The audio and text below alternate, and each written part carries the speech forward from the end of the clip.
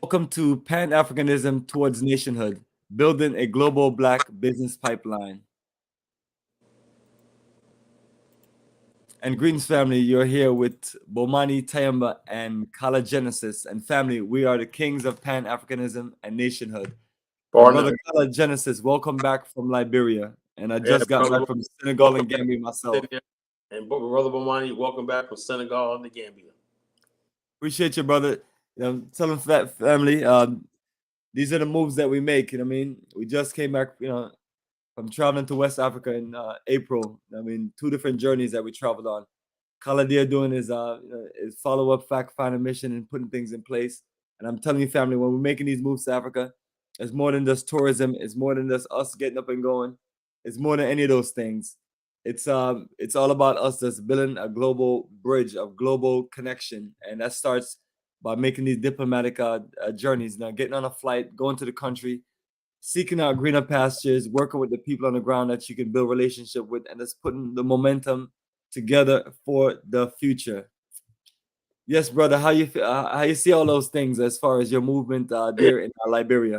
Oh, perfect. Everything's going good, man. Better than I expected. You know, I like I said, I was I know ultimately, like I said, we're talking about Angola and stuff like that, but Liberia is definitely the place right now. You know, before we need to build Ghana and Liberia up, you know, and maybe Sierra Leone. You know, if we got people on the ground that's connected with Sierra Leone and Gambia and all these other places, right? We need to be all in a network together. All us on the ground that's doing real stuff on the ground, we should be just in a network together. Yeah, like I said, but so when we get to like countries like Angola and Zambia, like we were strong. You know, we got thousands of people with us and all kinds of contributors, investors, and scholars and engineers and everything. That's a momentum I want to have going to the continent. So we're a force to be reckoned with. You know, we're a force because, like I said, we're up against a lot of competition. You know, you think this is a joke, man? The China man's there, the Bangladeshi man's there, the Indian man's there, the Lebanese are there. And the bottom line is they're taking money out. One of my guys, my driver said, yeah, he worked for a Chinaman, man. He said the guy, they make the money he said he helped them load out money, like whole bricks of money, you know, ready to transfer and ship it out of the country and stuff like that, take it out of the bank and stuff. So they take the money out of the continent. They make the money there and they take it out, you know. And so I'm saying to myself, and the bottom line is this. It's a free for all. If you got a business idea and stuff like that, I would urge you to do this. Stop asking for a passport and a citizenship, man. Bring your capital, bring your expertise, and start building and getting connected. You know, that's what's important. You know, because like I said, also ain't nothing going on but the rent. You know, people don't want to hear your rhetoric and everything. They just want to see. Remember the movie Higher Learning? Oh yes, Look absolutely. at one part where he goes, Mr. Phibbs, he goes, oh, this is a game, but there's a plan away. He goes. In the real world, nobody wants to hear empty rhetoric. They want to know, do you got a plan? That always stuck with me, you know. People want to know, do you got something planned? And it's like that because people listen to your rhetoric all the time. But if you can't move the needle and build and make a difference and everything, you're just wasting people's time. You know, and so like I said, that's what I'm at right now. You know, don't want to waste people's time and everything until I got something real solid that we're gonna build. I don't ask anybody to join me on anything until I know. Like I said, you can look up 3 years go by and whatnot, and people still saying the same stupid stuff, you know, and not doing anything. Say, oh, Africa got gold. Yeah, we know Africa got gold. Africa got potential. Yeah, we know Africa got fucking potential. You know, Africa is the most potential place in the world. But what's like there's different types of energies. Potential energy, but the potential energy isn't harnessed. It's no good. You know, you have to take that energy and power and opportunity and harness it. If you can't harness it, it does not any good. It's like having fire. If you don't know how to make fire a stick, you put sticks together on it. But if you don't rub them, right, and make a fire, you're gonna sit there and be in the cold. So sitting there talking about what Africa has and what Africa was and Africa could be and everything without actually getting in there, let's make something happen. It means absolutely nothing. You know, so I tell people all the time, enough talk. You know, enough talk. I'm sick of hearing about the colonizers. I'm sick of hearing about the white man. I'm sick of hearing about all that. You know, the white man's there. You know, he's in Africa. He's making business moves. He's putting people to work. He's making money. You know, stuff that we should be doing in large numbers. But we want to drag our feet at this thing, you know. Absolutely, brother. And while I'm on my journey also in Senegal and Gambia, that's what I see. The same thing too. I see a world of opportunities that we as a people can take more advantage of. But unfortunately, other nations, other race of people are taking more advantage of those opportunities because they have opened their mind to this global game, and we're still limiting ourselves, talking about ADOS and FBA and getting That's stuck here. true. So family, while I was on these, while I've been on these journeys, I also see other brothers and sisters out there just putting the work in. But we need reinforcement, we need support. And then we need to do this more of a collective and more of this group organizing because if you don't put enough of your money and energy together and show strength in numbers, I mean, you're just going to be defeated consistently. Just like just like the same situation here. So it seems like no matter where we are, we're playing from behind the ball. So that's what we're doing here, family. We're here to give you this expert repatriation and investment ideas and also this suggestions and recommendation based on experience and based on what we see what's going on literally actively in Africa. So no, there's no limitation, but if you don't have passports, you've never been to certain countries, that's a good start. And for those who try to do business, whatever business you're good at here, and you can put together business plans, you can connect it to this all aspects of what's going on in Africa. There's no me giving you 10 great business to do because that's also based on your skill level. So we just have to be more open to getting where we fit in, brother. And I want us to connect the people to a new Liberia, you new 21st century Liberia where we can just really take this movement to this next level. And what I'm pushing to you, family, is come on a journey with us.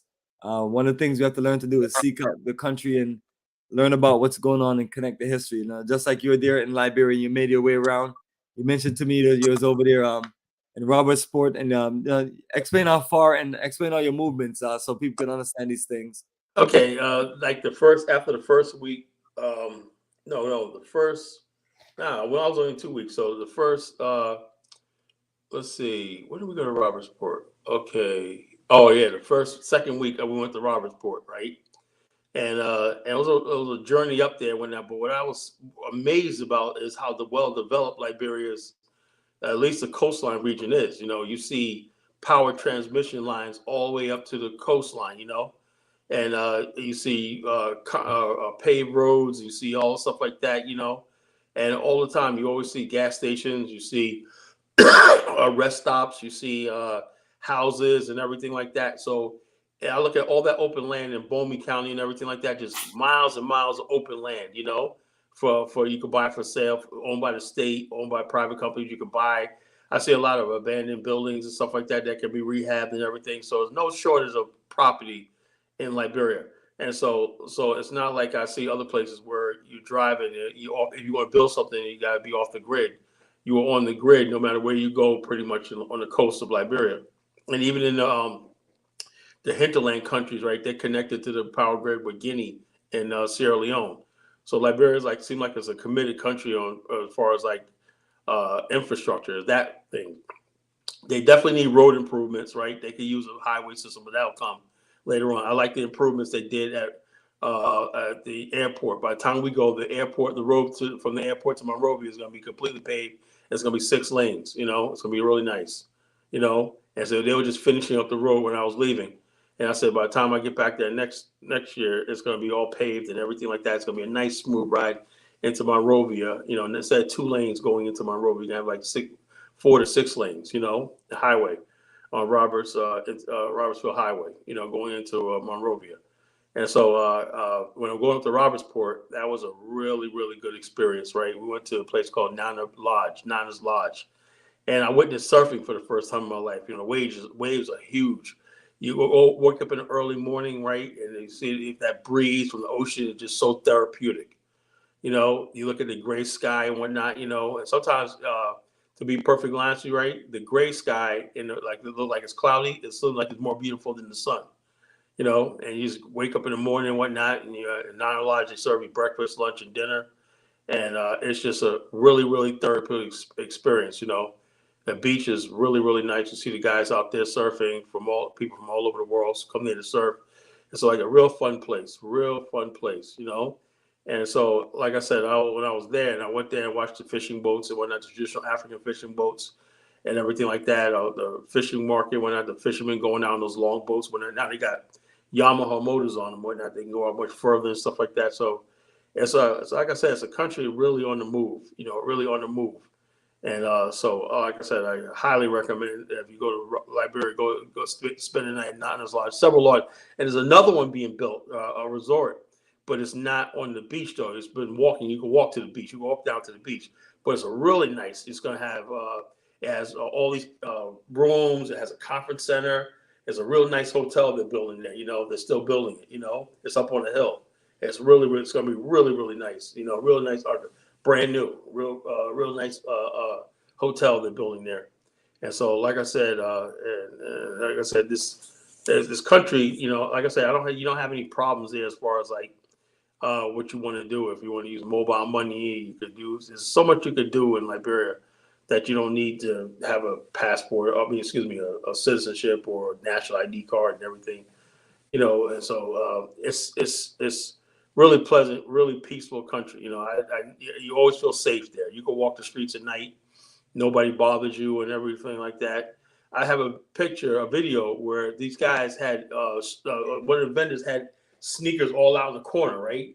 Walked away from nobody, had to worry about nobody stealing. Had Nike Air Jordans and the latest Nike Air Jordans, everything on the street. I'm like looking at, I recorded. I said, "Look at this, man. The guy's way over there, right? And sneakers are all in the corner on towels. They got towels on the ground, and they got sneakers out, whatnot. And so it's a really peaceful, law-abiding country. There's so many vendors out there selling everything you want, anything in the world you want. The day before I was leaving, I needed a new suitcase, right? The guy in the car heard me say suitcase. 4 guys come over there with brand new big suitcases, right? I got a suitcase. Suitcase I got was in the States you're gonna pay at least $250. I got it for $55. And also how you do it, and I didn't pull on the cash. They got mobile money. What's your mobile money number? I send it to my lady. She sends it to. I send it to her, and she sends it to him. I pay for. Okay, good. I got one, and that's how I make. So no cash. So using mobile money and whatnot, that saved me so much money on ATM fees and everything. The first couple of days I was at ATM, and the ATM is expensive. I said, wait a minute here. I'm paying my drive every day. I'm paying this. Can I just transfer? Yeah, we can check. And the rest of the trip, I saved so much money by using mobile money. Sending people money. I want to buy something. What's your mobile? I bought a whole bunch of ornaments and stuff like that, souvenirs back when last time this guy that I bought the stuff from, like these necklaces and everything. I paid cash for it. I had to go to the ATM and get cash. He said, okay, what's your MTM number? Your Lone Star? Okay. Put his number in, whatnot. Paid him $90 for $95 for all that stuff. I bought a whole bunch of stuff, and from him whatnot. He remembered me from 2 years ago. He said, "Yeah, I remember you." And said, "Yeah." I said, "I'm back." So I paid him that and everything like that. Then he gave me a souvenir. He gave me a Liberia carving from a cow. It says from a bullhorn.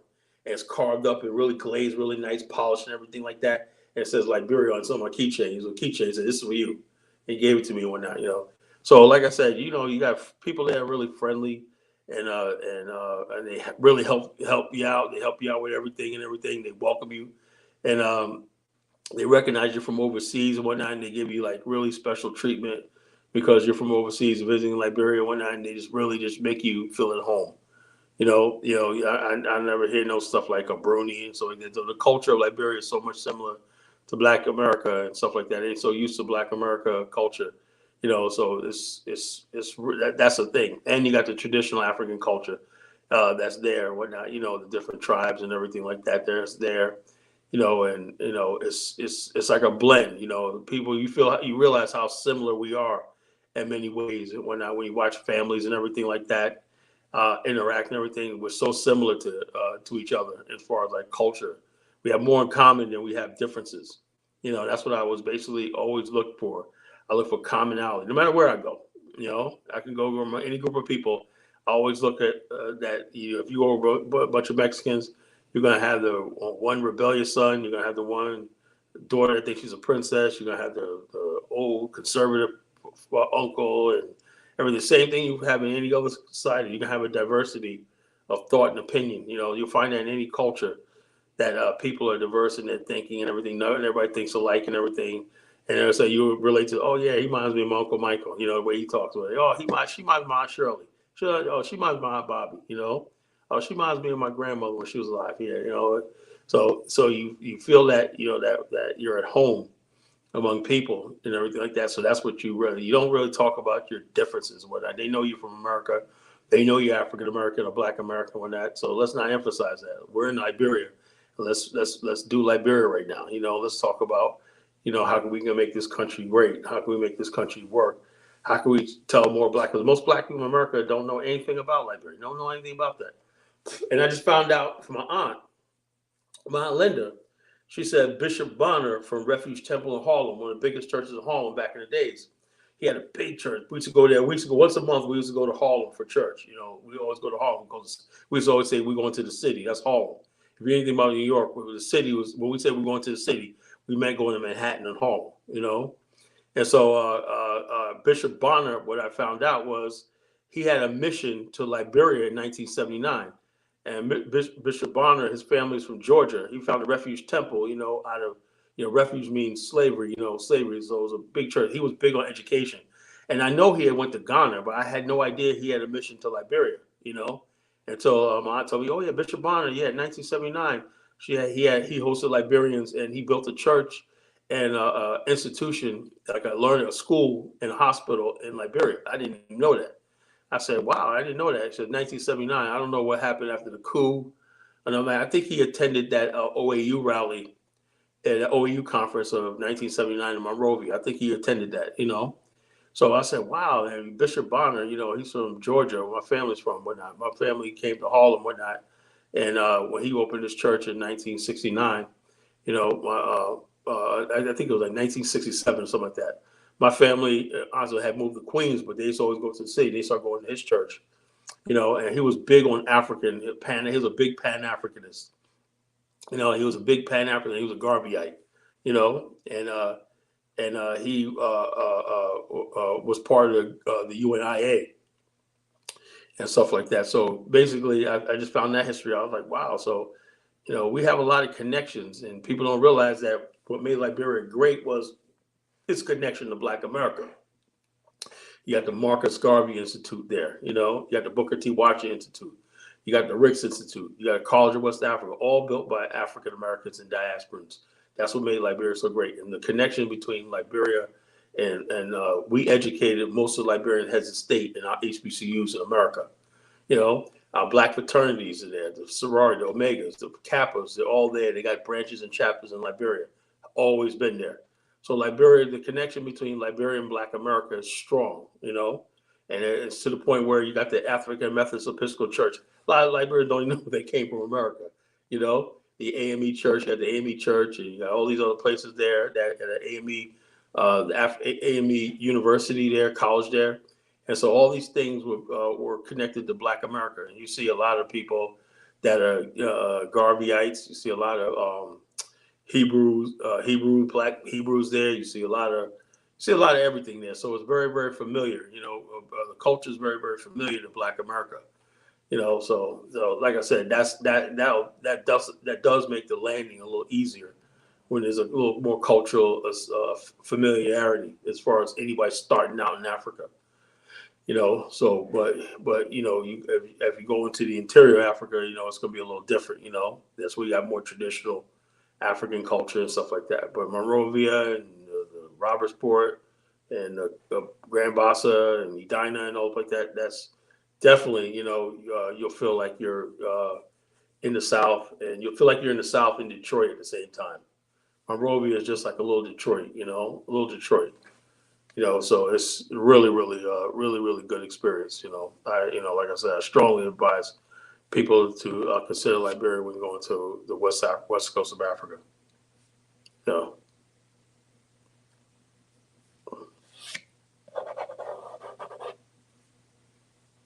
So. Yes, brother. Phenomenal experience. And trying to get more people just interested in that journey so they can just experience Liberia for itself. And like I'm telling you, family, what we're talking about is a new Liberia, and changing the energy and continuing the connection. trying to continue to cut out from all the the interruption of what we had to go through as a people through the different countries in Africa where we just had we just had to find which direction we need to move into. So now we see these things, and once you travel across West Africa, family, what you're gonna see is a whole lot of incredible development coming along little by little. And I talk about the infrastructure in Senegal and the road projects and building new stadiums, arenas, and airports. The straight this high tech modern day infrastructure. And as my brother Kala is talking about Liberia, so all you see that is a growth family, and within the next 5-10 years, um, you're gonna just be you're gonna lose all options that you have right now. So the best thing to do is just get in early and just start processing it, because once you start visiting and doing your research, then you can start thinking about how you can get into business, because all of these things are going on. So it's like, how do we get involved? Do we just sit and what do we sit as spectators and just watch other people just get it on, and we just hope and pray that we'll figure things out. So we're not even waiting for people, we're just moving forward. So I'm telling you, family, anyone that's interested in joining us, we just need more people to reach out to us and connect with us so we can get this thing going. Yeah, and like I said, the place I was staying at, I was staying in a hotel that was property was owned by. One thing about Liberia, when you see these nice properties and everything, you see nice properties there. And in America, you automatically assume it's owned by some Jewish people and everything. Oh, that's the Cooper family. That's the Parker family owns that. The place I was staying at right now was ran by Indians, but they manage. What they do is they like Caesar's Beach is not run by the Caesar family no more. They rent the place out to somebody else. Some Liberians are run the Caesar's Beach now. That's what they do now. They just collect rent. Okay, you want to run it for venues and stuff like that. So the place I was staying at right now was a nice hotel, not nice, but it was okay hotel, and it was on the Parker family owns it. And I really like the way I took pictures of the building. I like the way Liberia. The stone masonry is so ingrained in Liberian culture. Stone masonry, using rocks and buildings and whatnot. Liberia was the first African country that was built. Cities were built of stone buildings and stuff like that. You see these old buildings, and you get the impression that our ancestors were not playing when they built this country. There were no rick shaft buildings and houses and whatnot. They put when you look at the architecture on the temples and churches and everything. I was like, man, my God, how did they do it? They did this in the 1830s. So these people, our ancestors that built Liberia, were not playing games. They were serious about building a nation, and they were serious about nation building. And so the place I'm staying at right now was staying. I'm home now. The place I was staying at right now was leased by the Indian people, real nice people, right? And the one part was a hotel I was staying right with a hotel and the guest, the lounge, the clubhouse, and everything like that. The other side on the same property, inside the walls, were a row of like warehouses on two sides. And they have these Chinaman and Bangladeshi guys and whatnot that own businesses and whatnot, And they're down there. I'm like, I don't know what this Chinaman's doing, man, but he's here for some reason. And the one Bangladesh guy, right, has a borehole truck. He had a big ass borehole truck, right? First time I ever seen one, right? And he parks it right out in the daytime, right? If he's not doing business, he has it parked out front, right? And there's a big banner that says boreholes, have your boreholes drilled. So he goes out there and drills boreholes. A borehole operation like that, for do a bore, he said they go like almost 200 feet down, drill like 200 feet down. And it costs like to get a borehole operation done. It's like $3,000 to $4,000, for a borehole done. So this guy from Bangladesh is making money because there's a lot of people coming there and whatnot. They need boreholes drilled and everything, and he's drilling it for them, And so I said one day I seen this couple, Liberian couple, husband and wife. They came to got him one night. He comes outside. Oh yeah. He got in the car with them, right? I guess he was driving. They drove him to see where they want their borehole done, right? They were going to use his services. And so there's a lot of opportunity as far as construction, plumbing, electricity, carpentry, and stuff like that. And another thing, people that you can do is cement mixer. The cement mixing trucks that pour concrete. That's another big thing, because the people that got those trucks or not, they make a killing, you know? They make a freaking killing doing concrete pouring and stuff like that. Some people want their driveways paved and stuff like that. It's another business, you know, paving and stuff like that that's big. I've been watching all the stuff when I was there, you know. So you got a lot of Liberians and people coming back from the diaspora, you know, with their own paving companies and whatnot, and they're just racking up with all these contracts and everything like that. You know, you're not gonna be like that forever, because as more people get into the business and everything. But the thing is, there's so many Liberians coming back from the West, building nice houses, you know, building subdivisions and nice houses and whatnot. And when they build houses over there, they build really nice houses, you know. And so they want everything. They want the driveway. They want everything like that. They want everything modern, everything. So they're coming back from America. They take 3 years to build a house and get everything, the foundation laid, laying foundation and stuff like that, you know. And so there's a lot of opportunity. All I saw in Liberia was nothing but construction. I've never seen so much construction in my life, you know, maybe because everything's developed here. But I've seen so many buildings, nice buildings going up that look like state-of-the-art buildings going up. I've seen buildings being rehabbed and whatnot. You know, people obviously bought the building that was abandoned last time I was there. Now it looks like somebody bought it and they're rehabbing it and stuff like that. You know, a lot of foreigners, a lot of funny, because I be calling Indians and everybody foreigners. You know, I said, look at all these foreigners and whatnot, and everybody like, yeah, all these foreigners in our country. You know, so I fell right in. You know, I said, look at these foreigners, man, with all this structure. But hey, well, it is what it is, man. Syncor, it looks like a little tiny miniature Manhattan. You know, really nice. When you see those buildings going up and whatnot, I like driving down Tubman Boulevard and Syncor, because that's so freaking trendy and nice. You got nice restaurants. They got nice office buildings and everything like that, hotels and everything, you know. They're just really, really nice, you know. And so, like, it's the only thing Liberia needs to do is, like I said, I'm investing in a sanitation business. One of my partners is starting his own sanitation business. I said after January, I'll invest the money to help him get started. As far as like the pickup and stuff like that, and then we're going to invest in a dump truck, or if we're lucky, get a garbage truck, whatever like that, and maybe a used garbage truck from here and stuff like that. And he got his business plan. So he showed me his business plan, how he's going to charge people and everything to pick up their trash every week and everything. Then he's going to get for bigger contracts with the city and stuff like that. I said, yeah, we'll do it. He said, once you got Monrovia and Painesville down packed, then he's going to open up. He wants to open up operations in different counties and whatnot, you know. And so there's a lot of, so like that. I told him, I said, bro, I'm with you all the way, you know. He said, I'll give you, you can be a partner. I said, dude, I don't need that, you know. I just help you with your business. He said he still wants to make me a part owner of the business. I said, I don't really need that, bro. I just want, you're my brother, you know what I'm saying? And I want to see your business succeed. So I'm going to invest in your business, you know. And that's what being a brother and being a helper, being your brother's keeper is all about, you know.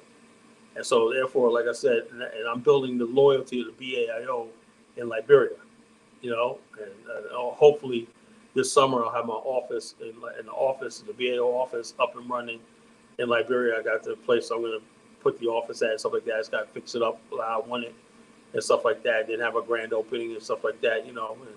And so anybody that wants to come to Liberia, we'll have you, you know. You're talking about coming to Liberia. We got a hater in the house. Oh yeah, everybody, traditional life African. Why would I be looking down on traditional Africans? Did I say anything like that? What would make me better than a traditional African? You know, so people project themselves onto me. You know, so what we're talking about is infrastructure. The Liberians in Liberia want infrastructure. They want development. You know. Eventually to trouble where I was thinking, shut the heck up. I'm in Liberia when these people didn't want to see me go. Like, we need more you. We need more college genesis out here, you know. They wish there was 1,000 of me, you know. So you guys just keep hating, you know. You can hate all you want. You can't stop me, you know. Nothing's going to stop me, you know. You guys, it's too late. You know, you just sit there and just with your little Twitter fingers, I call them, just keep typing your freaking nonsense every day. I just use it for a good laugh. You know, nothing's going to stop the Black African Infrastructure Organization in Liberia. Nothing's going to stop College Genesis. So you guys can keep trying all you want and everything like that. This is a done deal. And so, like I said, my partners, all my Liberian partners and whatnot, all my Liberian partners come from different backgrounds. I got Liberian Congo people. I got my boy, my guy, Robert, my driver there. He's a Bossa guy, you know. He's Bossa. But the bottom line is I met his whole family one night. I met his beautiful fiance, beautiful sister. He's married, right? And I went to their pre-engagement party. And the whole family was there and everything like that. They all came out to meet me and stuff like that. Yeah, and it was like, we heard all about you. And Colin, yeah, you're a good man. Thanks for hiring Robert and stuff like that. So he's a good brother. You know, and this guy Robert just had my back the whole way and whatnot. We was doing I'll show him some of my boxing moves and whatnot, you know, and stuff like that. So good guy, man, strong brother, man. He keeps the neighborhood safe. Where like he said, he deals with criminals and whatnot, you know. And the guy is just an all-around leader in his community, you know. I met his pastor. I met his father-in-law. I met the elder mothers in his church. I met everybody in his community and whatnot. They all basically like, oh yeah, we heard much about you, you know, and stuff like that, you know. So, and when I was there, people were Googling me, Googling my name and whatnot. You know, I'll tell people Google my name, whatnot. People are like, oh wow, you know, we didn't know who you were and stuff like that. So, I had a really good time there. You know, I didn't let nothing go to my head and everything. I'm just your humble your brother from across the seas and whatnot, you know, and that's all it is, you know. If we're all respect each other. If I respect you, you respect me, whatnot, we get along just fine. You know, everybody knows that, you know, black people in America got a real stake. We have a real claim to Liberia. And nobody's ever going to deny you that, you know. Nobody's ever going to deny your claim to Liberia because it was our culture and our civilization and our thoughts that conceived Liberia. And they're thankful for it, you know. So people can hate all they want. You know, it ain't going to stop anything. It'll stop me. Obviously, I'm doing something right.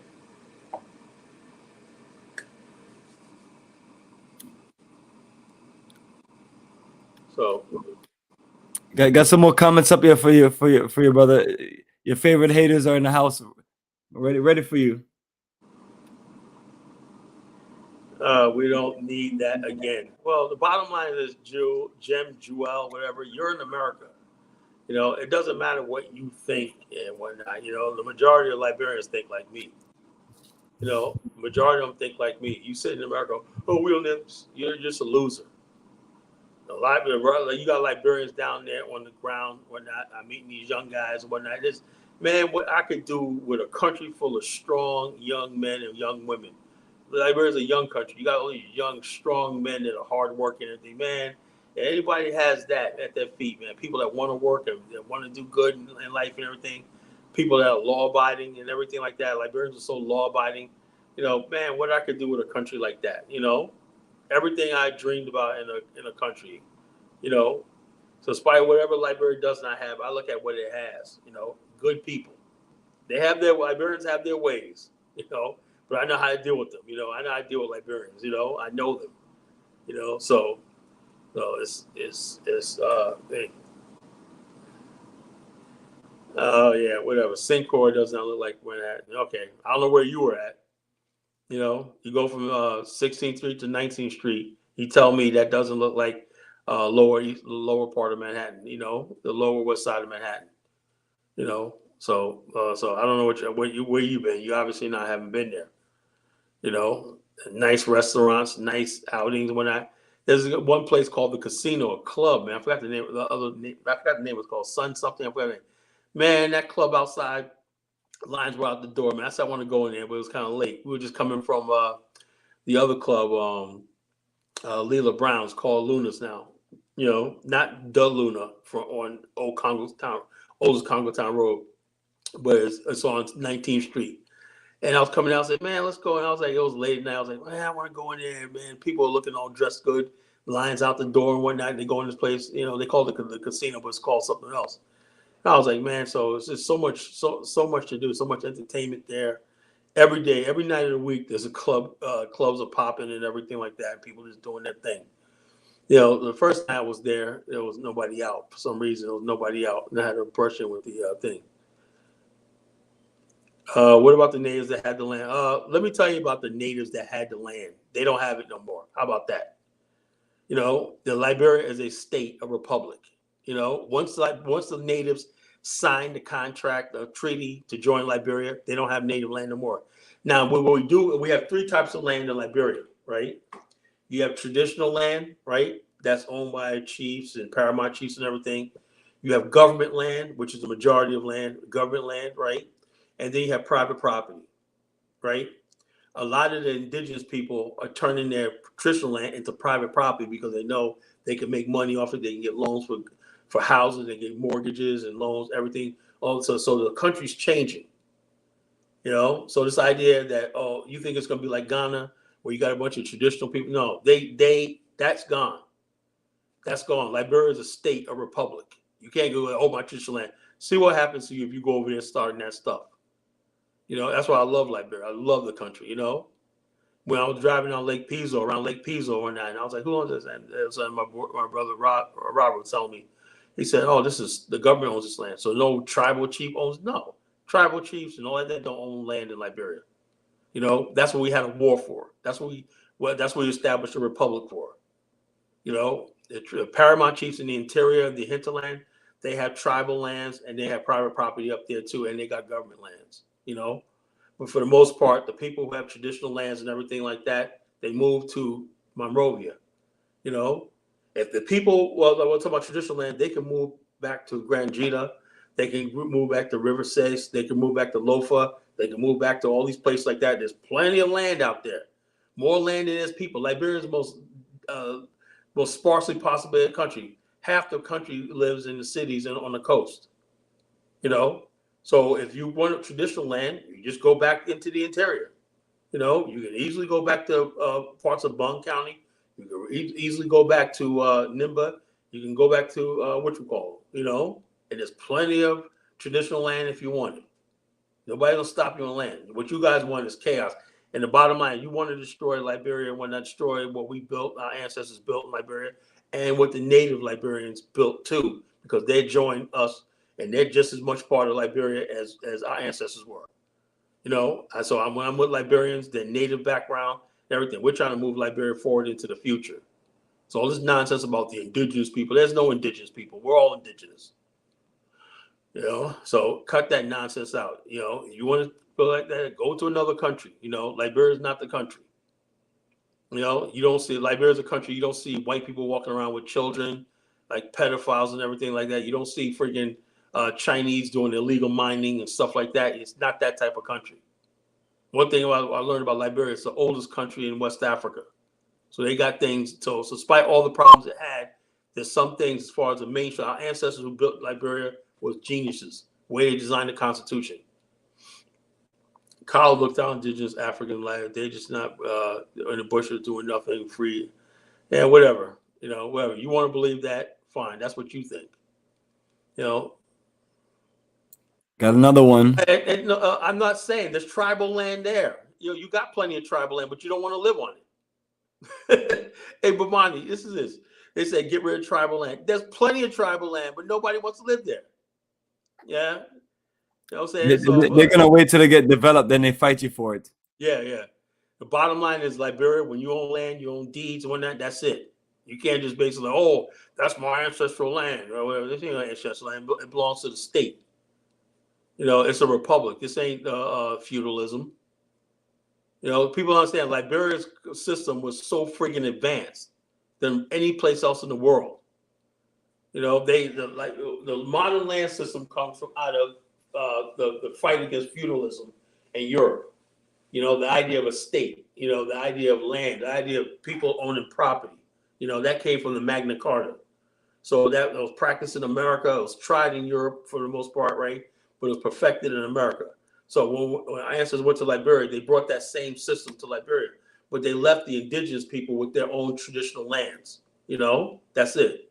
If they have their traditional land, they could do whatever they want on their traditional lands, but it's still part of the republic, but they govern themselves on their traditional lands.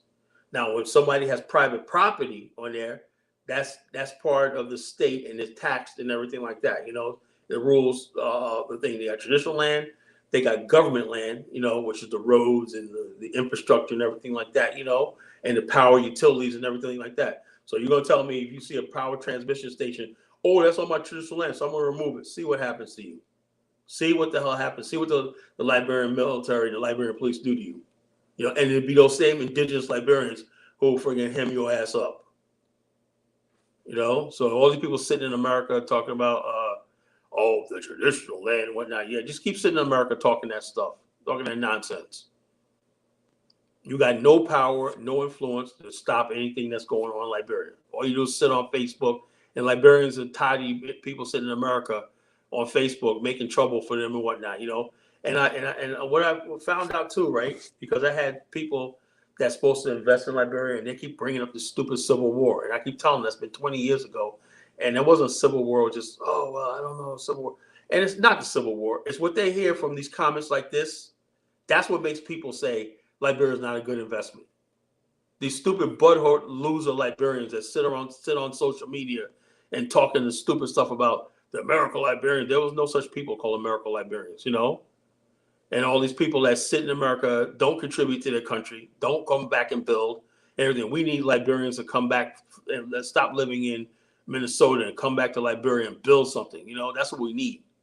Before we even bring African Americans over, we need Liberians in large numbers to come back to their country. So a lot of them are. They're coming back and they're building and everything. Those are the people we applaud. Those are the people that's in the BAIO, people like that. And they recognize that I'm a brother and an ally, not an enemy. You know, because they live in America. They understand where I'm coming from. Then you got these stupid, dusty Liberians, useless ones that caused the war, people that kill people. They got blood on their hands. This is the rest of the guy not too long ago that was a warlord living in fucking Philadelphia for decades. So we got people that are just primitive in their mindset. Right? They don't think about building Liberia. All they want to do is sit back and just complain about what history. You had 43 years of so-called indigenous rule. What did you do with it? Nothing. And all the people that sit there and that's building stuff, all the people that's trying to build something, that's what we got to deal with. People, my ancestors, this, that, thing. Oh, look, your ancestors were on the losing side of history. Live with it. Take that L. Live with it. And that's the attitude I'm having from now on. You know, I'm not making any excuses for anybody because these people, you start giving them platforms and everything, and next thing you know, they're causing trouble. You have no legitimacy. You know, the average Liberian, when you go down there, like me, I give them jobs and I'm employing people. I'm spending money in their restaurants, spending money buying stuff and everything, and spending my money with them and everything. They're grateful. I said, that's just me. Imagine that we got tens of thousands of us coming over a year and whatnot. What could that do? You know, transfer. There's Liberians, African Americans that are connected with Liberians on the educational level, sending books and computers to the country, everything. We're restoring old bonds that we used to have, you know. Liberia was once strong because it was connected to Black institutions in America. And we're rebuilding those. You know, I mean, nothing against Ghana and these other countries. I love them all too, right? But Liberia was a place where we really had the most connections to. You know, and we got to build that. We can't let these people with this stupid mindset destroy that. Oh, Liberia was a beautiful experiment, you know, beautiful country, you know, to this day. I said, man, our ancestors were so great in that Constitution that no matter what they did, you could put anybody in power. The Constitution, the way the country's structured, they still couldn't destroy it. They tried their best to destroy Liberia, and they still couldn't do it. You know, it stood the test of time. So all you people sitting there talking all this stuff on YouTube, you can go suck an egg. You're not doing anything. Even the ones that basically, oh man, Congo people, and everything like that, what they want, and what they tell me, you know, my brother-in-law was telling me, I showed him that video of the wealth of Liberia. He was like, whoa, man. He said all the young people say they watching some of these videos now. They said, man, had we not had that coup in 1980, man, we would be on top. They said, man, I showed them wealth of Liberia. He said, man, we were on our way. I said, yeah, you let people that weren't qualified to run the country tell you because you have a native background, whatever. He's not even native, but he's part native. But he said, yeah, a lot of people like look at us now like we voted for George Weah, even though I love George Weah, but he said he's just not qualified, you know. He said, we want somebody strong. We said, we want somebody like Tolbert back in power. You know, we want Liberia to go back to those days. I said, yeah, man, but people basically said, Congo said, well, younger people don't think like that. You know, they really don't think like that. They said, man, we just want a country to grow. We want to have factories. We want to have industries and everything like that. because life in Liberia for the average Liberian is very, very hard, very, very hard. But they make it. You know, they make it. They make it. They pull their nickels and dimes together, and they carve out a living for themselves, and they seem to be happy. You know, but like I said, man, I can't see young men growing to old men not be living their dreams. Like my brother wants to start his own sanitation business. I'm going to help him do that. It's my responsibility. You know, if anybody like that, the BAIO organization, man, that's what I said. We're going to be taking people are going to have, if you're going to have an opportunity with us, we got offer set up.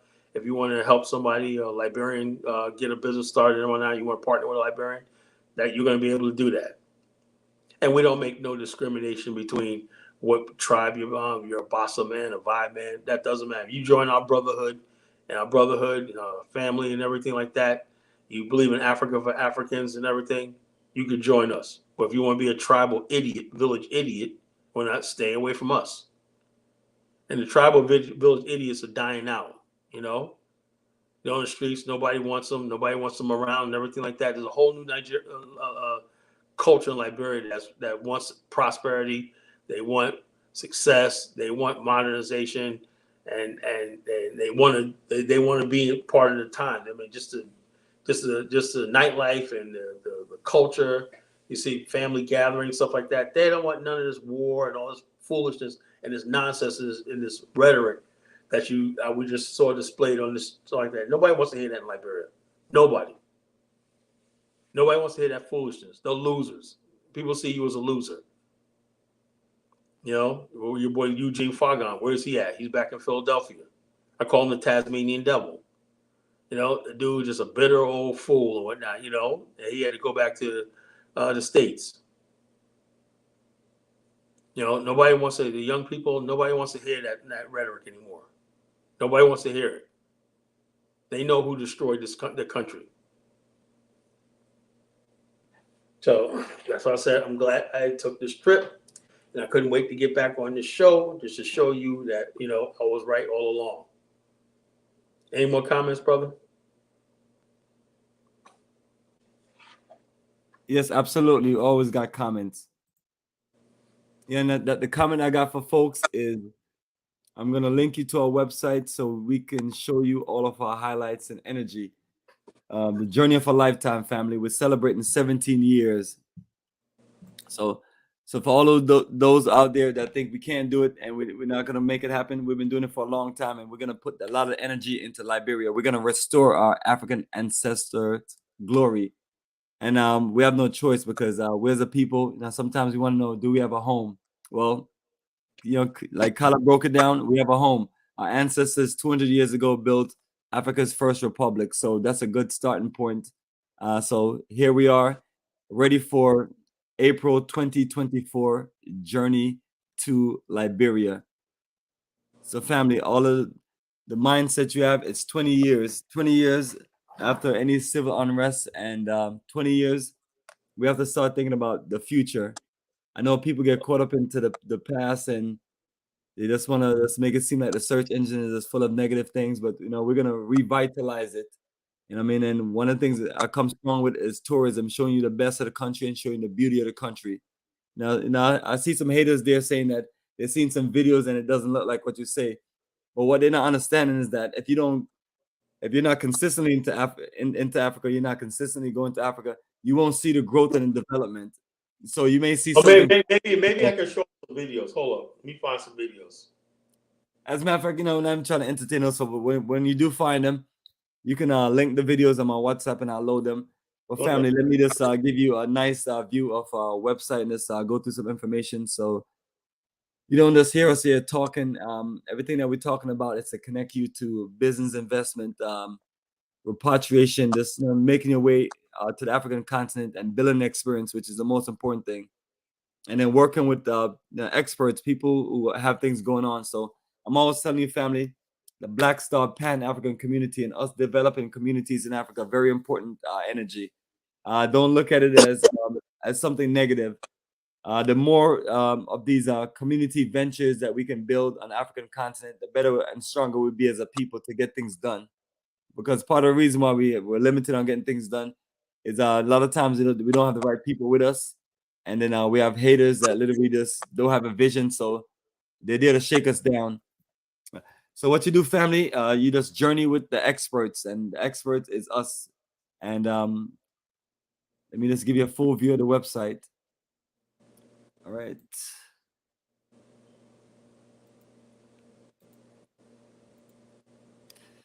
All right, so family, we're on africaforafricans.org.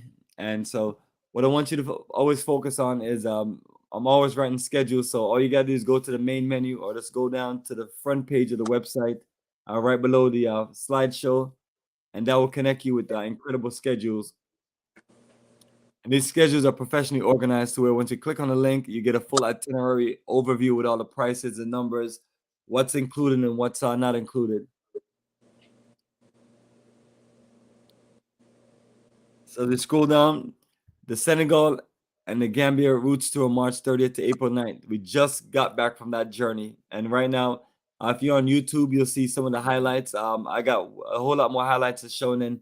We'll upload more photos to Instagram and Facebook. Then let's give you more just a beautiful visual. So this is 17 straight years of this documentation and 19 straight years of traveling to Africa in general. The 17 years represent doing professional Africa tours.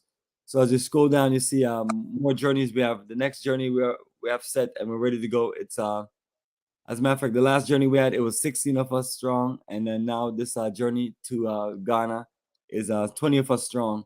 So these are nice tour groups, and we've done it over the period of time, and it's not something as simple as people think it is. But for us doing it as long as we have, and making sure we get people to the country having a good time, complete their mission, connect them with the roots, culture, business, investment, nightlife, shopping, networking, and also get more of us to put black dollars into black hands, building that straight black power cooperative economics. So you work hard for all your money, don't give it all back to the system. Spend some of the money with some black enterprises. So that's the ventures that we kick off this year, family. So as we pass our Ghana journey, the next journey we have is our Rwanda Roots and Culture journey. That's July 20th to the 30th. Then we have Tanzania, November 16th to the 27th. And we close the year out in South Africa for December 24th to January 4th. Now next year, we're setting it off for our Liberia Reconnection and Investment Tour, March 29th to April 9th.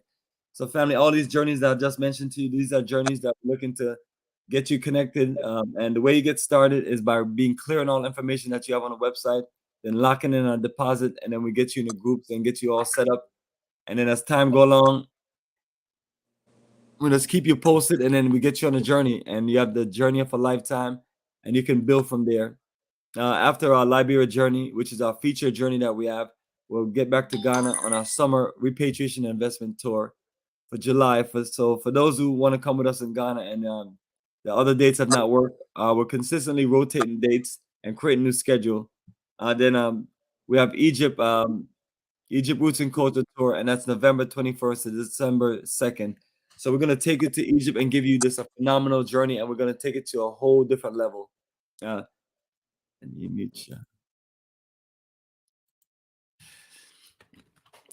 And then I do have an option for December 2024. So I have not put that in, but what I've did was just put us back for Senegal and the Gambia, and that's for April 2025.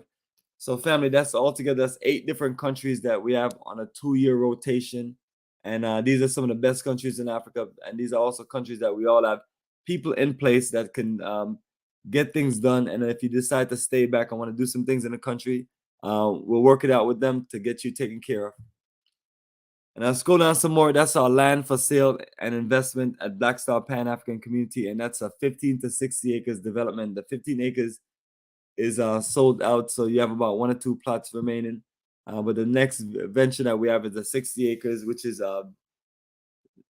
residential and commercial. So look into this, get more into industries, get more into this commercial operation. So there's no limitations on what we're doing. So our business is called Africa for the Africans Towards an Investment. And we're here to this connect you to where we can build Pan-Africanism towards nationhood. So it starts from that foundation. And now once you scroll down, it's a whole lot of updates, details, and updates on next conference calls and things like that. But as you scroll down some more, what you're going to see is all of our links for videos, Facebook, YouTube, Instagram, Twitter, LinkedIn, and so on. And then you have the collection of our group photos from 2006 to 2023, celebrating 17 years strong in business. And that's our last journey right there. And you'll see us with all these beautiful, colorful Africa for Africans t-shirts. Now, we just from those designs to the tour books, to the tour bags, the pens, just letting you know that we're about our business and we're about and the colors, the energy, the adventure, all of it, all in one. There's no limitation. Then we talk about great dining and just great socializing. You know, you're able to meet people that you more than likely wouldn't meet if you just here on your job or just here in America. So we bring the best of our people and connect them to each other to where we can do some great things. So this is the foundation that we just keep on building. And as we scroll down, it's just more. All you see, these are nice size groups. So we just appreciate everyone's commitment for joining us, and we're gonna just keep on expanding.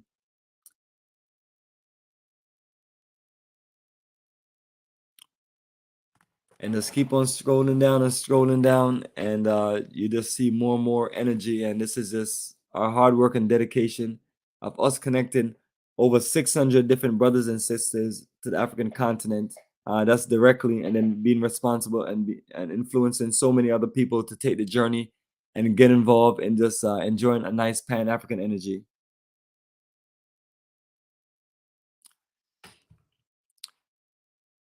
And then once you scroll down, you'll see the years when it was just one journey. And then from 2017, we just stepped our game up and have multiple journeys in multiple countries.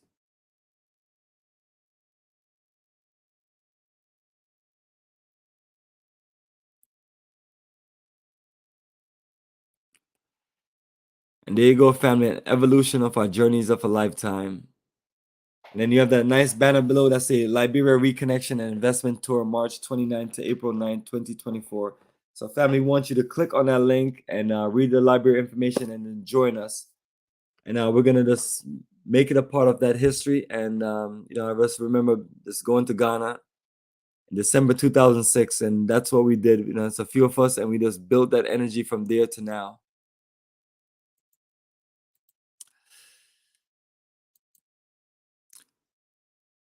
So yes, my brother, I'm just always letting our people know that we are committed and dedicated to this business and dedicated to this work. Oh yeah. That's what it takes to have all those groups. It doesn't take just fantasizing. It takes doing serious technical and business administration work. It takes being on the phone, getting out there and making it work. You know what I mean? You have a group of people you're taking around the country, serious responsibility. You find the time to have fun and adventure, but it takes a toll out of you. You get burned out your eyes. Your eyes get tired from just being up, moving around. And as a matter of fact, I just got back a few days ago, and I should be resting, but I'm up fighting it. And just been putting the work back in, and got a whole lot of photos out. I'm literally just gonna show the world, man, brother. It's just always a great time, and be honest, a great time, family. Want to let you know that we're about the business and investing, but I want to make sure that people come and have a great time and have great food. So Kala is gonna always tell you about incredible the food is in Liberia, and I'm gonna vouch for that because the last Liberian banquet I went to, the food was so nice, family. I had to have it twice. So nice, I had to go back for seconds. Everything in Liberia is about spice, man. I love that spicy food. Yes. Spice, man. Everything Spice, is flavor, seasoning, all that good stuff. seasoning, whatnot. It was all Liberia was once called the pepper coast, And there's a bird that wakes you up in the morning called the pepper bird. Pepper bird. The pepper bird.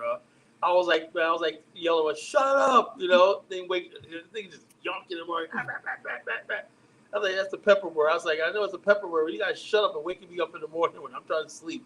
This thing is sitting there going to the land of the pepper bird. The only bird found, the pepper bird is only found in Liberia. The pepper bird is only found in Liberia. A special type of bird. And I put that in my novel, Journey to the Promised Land. How there was a pepper bird that was found in South Carolina as like an omen. I started my novel off like the boy found a pepper bird in South Carolina. And it was like an omen to return to make the journey across the Atlantic to Liberia. I added that in there. It was not a true story, but I added that in there. As far as like effects of my book.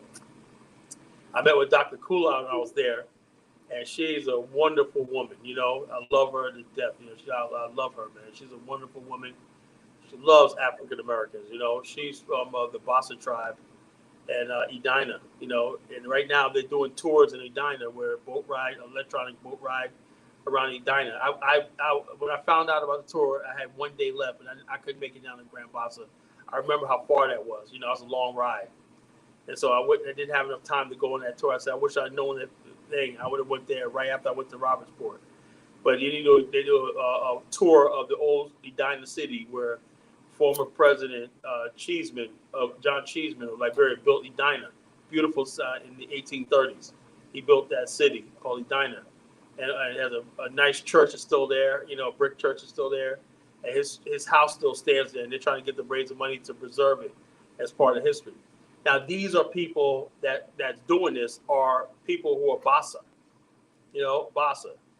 Although there was conflict in the Bassa Cove, there was war on both sides and everything, but the people look at it now that are actually educated, saying, this is a great history, you know?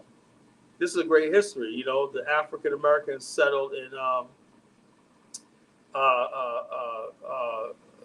African American settlers that came from America, right, returned and built this city called Edina, you know, and everybody there in Bassa Cove and all the stuff like that know about Edina. So basically, it's like the people are just homogenized into one group. There's no separation between the people who came from America and the native Bassa people. They're all one people now. You know, so when people sit there, these Negro pains sit there and talk about, oh, traditional lands, man, the people in Grand Bassa don't see it that way. They see, okay, that's some of our ancestors came from America, some of us are already here, but you know, we're all Liberians now. You know, so all this separation between these are the same people that will go to tell you that the white South Africans. There's a video out now where these white guys talk about white people were lost their land in Zimbabwe, and I said, well, you didn't belong there in the first place. And also, and so the bottom line is this: there's no such thing as a black person that's not indigenous to any part of Africa. Anywhere on the African continent, you belong. Don't look at these borders and everything. If somebody from Zambia wants to come to Liberia and like that, that's fine. If somebody from South Africa wants to come, somebody wants from the UK wants to come, that's fine. And that's what Liberia is, a prototype country. It's a nation of immigrants. You know, in fact, the indigenous Liberians, most of them came from the interior. They came from the hinterland, stuff like that, and they settled on the coast and everything. I think the only people that's really indigenous to the Liberia are the Gola people. You know, I think they've been there the longest. And the Bassa people came as far as Sudan. They came from far away as Sudan. You know, so nobody basically can say this land is theirs. Nobody else. You know, so this idea that goes against the spirit of Black nationalism and Pan-Africanism. You know, I realize that Ghana is a different subject from tonight's show, but can someone explain the Fianca project? What went wrong? Some blame. Of course, they're going to blame the African Americans. Of course, you know, of course they're going to blame. I blame the savages that literally just waited till things was developing and wanted. Oh yeah, that's what they do. They wait till things are developed and they try to shake you down, but they can't do that in Liberia. You know, we don't have that problem in Liberia. You know, I would never went to Fianca when Kwame Otter pulled out of there. That should have been a red flag right there. One of the guys that's my boys that I met was Kwame Otter's. He's a Liberian, but he remembers when Kwame Otter came to Liberia. He moved his family from Ghana to Liberia in the 70s. You know, Maya Otter is his cousin. He says Kwame Otter is his stepfather, or I don't know how he's explained it, his uncle or something like that, relative. But he said he lived with Kwame Otter when he was in Fianca. And this guy's a few years older than me. And so he said he was in Fianca back in the 70s. And he said, you know, they went to Liberia, you know, but he's Liberian. He was Liberian, but when Kwame Otter came to this guy lived in Detroit too and everything. He's in the gold mining. He's my mining guy. He's in the gold mining. So basically, we're going to work on getting the mining and investments in mining and stuff like that set up. and everything. A lot of work to do. A lot of work to do. A lot of work to do. So I met all key people. I got all key people in my network and everything like that. People that's connected with the government and everything like that. They like the energy of the Black African Infrastructure Organization. They like what we're about. We're about building infrastructure, building, engaging the diaspora. And also, I'm ready to work with other races too. If you got capital and everything, and you can move us forward and everything like that, and you want to invest in what we're doing, hey, that's fine with me. Because I can't sit here and wait for Negroes forever, to get it together. So the bottom line is this, Liberia is the type of country where the rules are in place, only Black people can really own land, for the most part. That's good. And for the most part, like for I hear, they have a China Mall as in South Africa. They have the China Mall was nice, man. At first I was like, man, I went there, I was like, what the fuck is Chinese owning the land? I was like, man, let's go to we went to the China Mall, bought a whole bunch of stuff, like stuff for the house. He bought plates, cups, everything. We just bought everything. It was real cheap too. I bought me a couple of coffee mugs and everything like that. Shot glasses, everything. So I went in there one night. The Chinese guy owned the place, but then I found out that even though it's Chinese owned, it's part Liberian owned too. Every business like that, major like that, has to have Liberian partners. But that China Mall is good. They had one in Phil Scott was in South Africa. He was at the China Mall in South Africa, and they got all this stuff from China. Really nice the way it's set up and everything. And so I say, hey, look, there's so much opportunity here, man. I'm not going to begrudge them. Everybody working there was Liberian. Everybody working there is Liberian. They're creating jobs. The cute little girls working the cashiers, all Liberian girls. And security, Liberians. All you see is a couple. That's what you see in most of these stores that are owned by foreigners. I say foreigners, like I'm not a foreigner. Because they're owned by foreigners. When I say foreign, I mean non-blacks. You see Liberians and Black people working in those places. It ain't like they're bringing their whole family over and stuff like that. And it's not like that. And so, like, I watched the relationship between them and the local people. They seem to be getting along. The piece of the Indians there, they got nice businesses. But you also got a lot of Liberians that got nice businesses, well-developed businesses. Furniture making is big. Liberians are massive furniture making. I had my we had a bed made. Me and my wife had a bed made, and I paid like $600 for it. They have so many lumber shops, right? They said you just tell us what design you want. They got the lumber back there. They make the bed. The bed's the best quality bed. They make it, paint it, stain it, everything like that. However you want it, any design. They got all these type of designs. You want the headboard. They take the headboard and the designs all uniquely yours and everything like that. And so it's all Liberian enterprise, So you got that all over Liberia. Liberia is doing their thing. There's so many shops, Liberian shops, wood shops, metal shops, everything, So I'm encouraged when I see that. So many stores, nice stores and everything like that. The best nightclub and hotel in Liberia, nightclub, hotel, is the Calabas, The Calabas, that's the best club I've been in my life. That's the night. They didn't remodel this. This is the last time I've been there. We played the video. Last time, a couple weeks ago, we played a video. That place is so friggin' nice. It's so lit up. It's right there on the bay. It's beautiful. And another sister club right next is called the Lunas, right? That's another restaurant and hotel right there. And that's right on the bay too. So when you're out there, you're on the water, it's really, really nice, really, really nice. And they got the lights around the water. So it's all lit up and stuff like that at night. You can look at the water at night. It's really beautiful, And so that's an oldest cargo town road.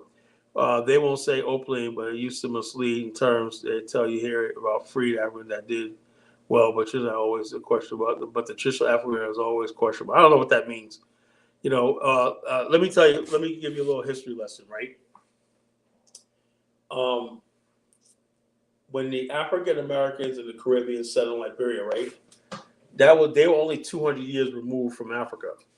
So when they went to Liberia, they had a lot of African retention culture in them. It's still an African American culture today, our music, our food and everything, So when they went to Liberia, right, they were just like another group, another African tribe. That's all it was. Only difference was they were literate and they were, for the most part, Christian, and they were basically modern, right? They believed that when they lived in America, right? A lot of Black people, and people don't know this, were free Black people that had communities that are 200 years old. And so they were forced out of America.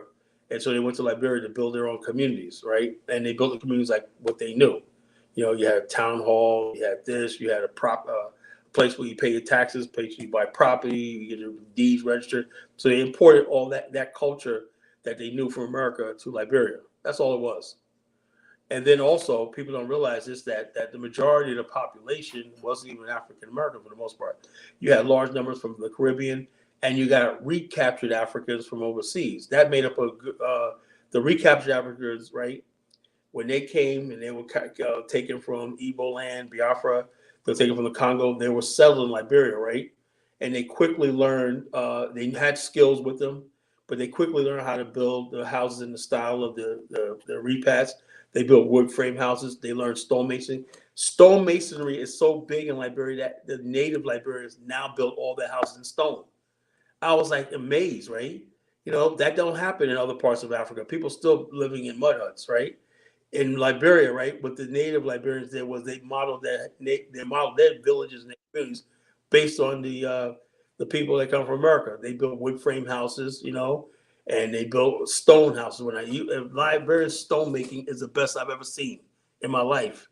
You know, these houses that stood the test. Some of these houses in Liberia are like 200 years old. You know, neighborhoods that houses you can tell it's like in the 1800s right now. You know how you go to parts of New York, you got some of those houses in Bed-Stuy and Brooklyn that 200 years old. You got that in Liberia too. Like this house was built back. You can tell it was built back in Victorian times. You know, and they still stand there. Stone houses. You know, still there. And the native Liberians built the houses the same way. They built wood frame and they built stone houses. You know, the second time I've been to Liberia, I have not seen one mud hut. You know, a traditional hut. And I've been in the rural areas too. All the rural people build their houses the way, you know, like this. It's Liberia. It's different. So this idea of traditional Africans, Liberians are very, very advanced. You know, you can't hold Africa back forever.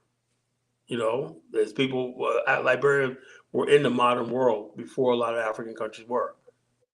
Because that's why they're ahead of a lot of Africans in that way. The traditional people, I don't know, there's not really much difference between African American, Liberian, whatever, and traditional. There's not much difference. There's not. You know, they all got the same way of life and everything like that for the most part. You know, so it's like all the traditional, you don't see that. You know, the only thing you see in a lot of traditional, you see like women carry stuff on their head, or they carry their babies in the back. That's when you know you're dealing with a traditional person. Other than that, you can't tell the difference. A lot of women wear capris and skirts and everything like that, and they're just modern. Then you got the traditional people right next to them. They wear the babies in the little bonnets thing. They wrap the babies, carry the babies in the back, and they carry stuff on their head, stuff like that.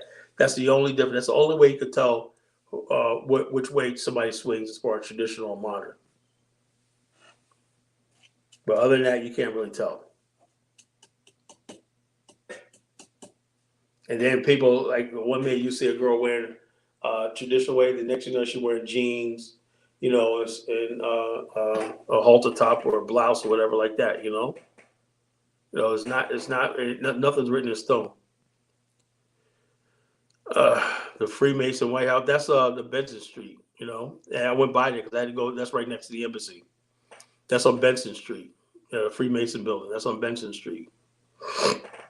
On Snapper Hill. Yeah, I went by. I didn't go inside. I just went by there.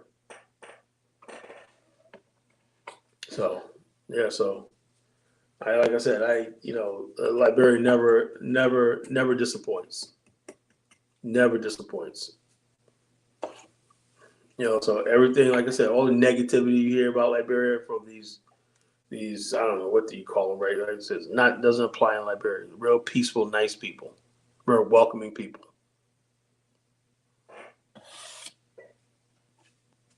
I had this one time I was buying some clothes, right?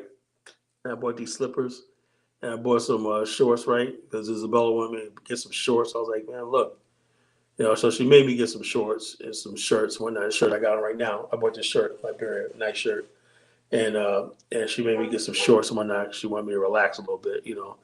So anyway, I went there. These guys in there, so I bought like a few pairs of shorts and these slippers right here, you know, in front of the house and everything. And then And the guy was like, "Yeah, man, welcome to Liberia.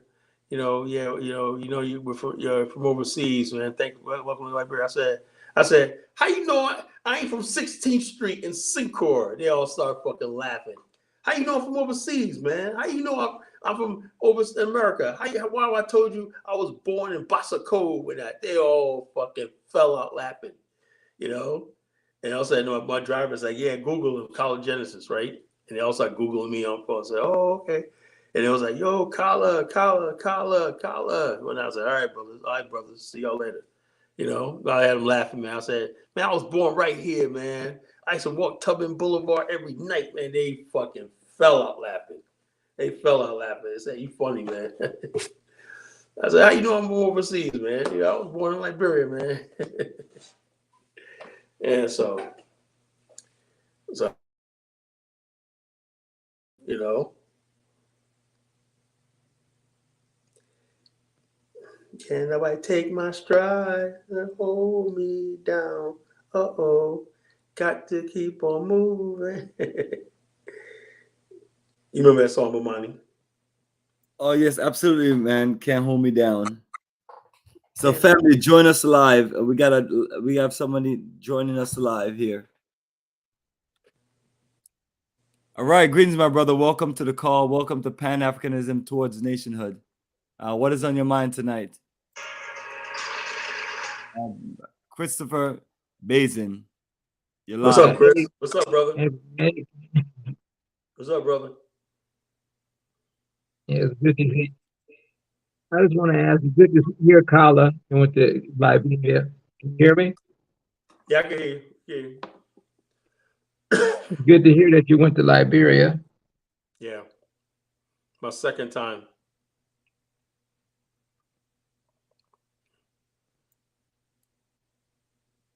What do you think one of the best industries that Black Americans can get into?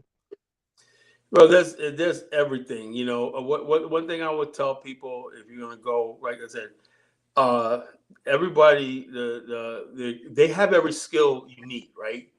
There's no like, oh, I'm gonna be the next plumber. They got everything. Whatever they got so many plumbers. But what a lot of people lack is capital. If you have let's say you're an electrician, right?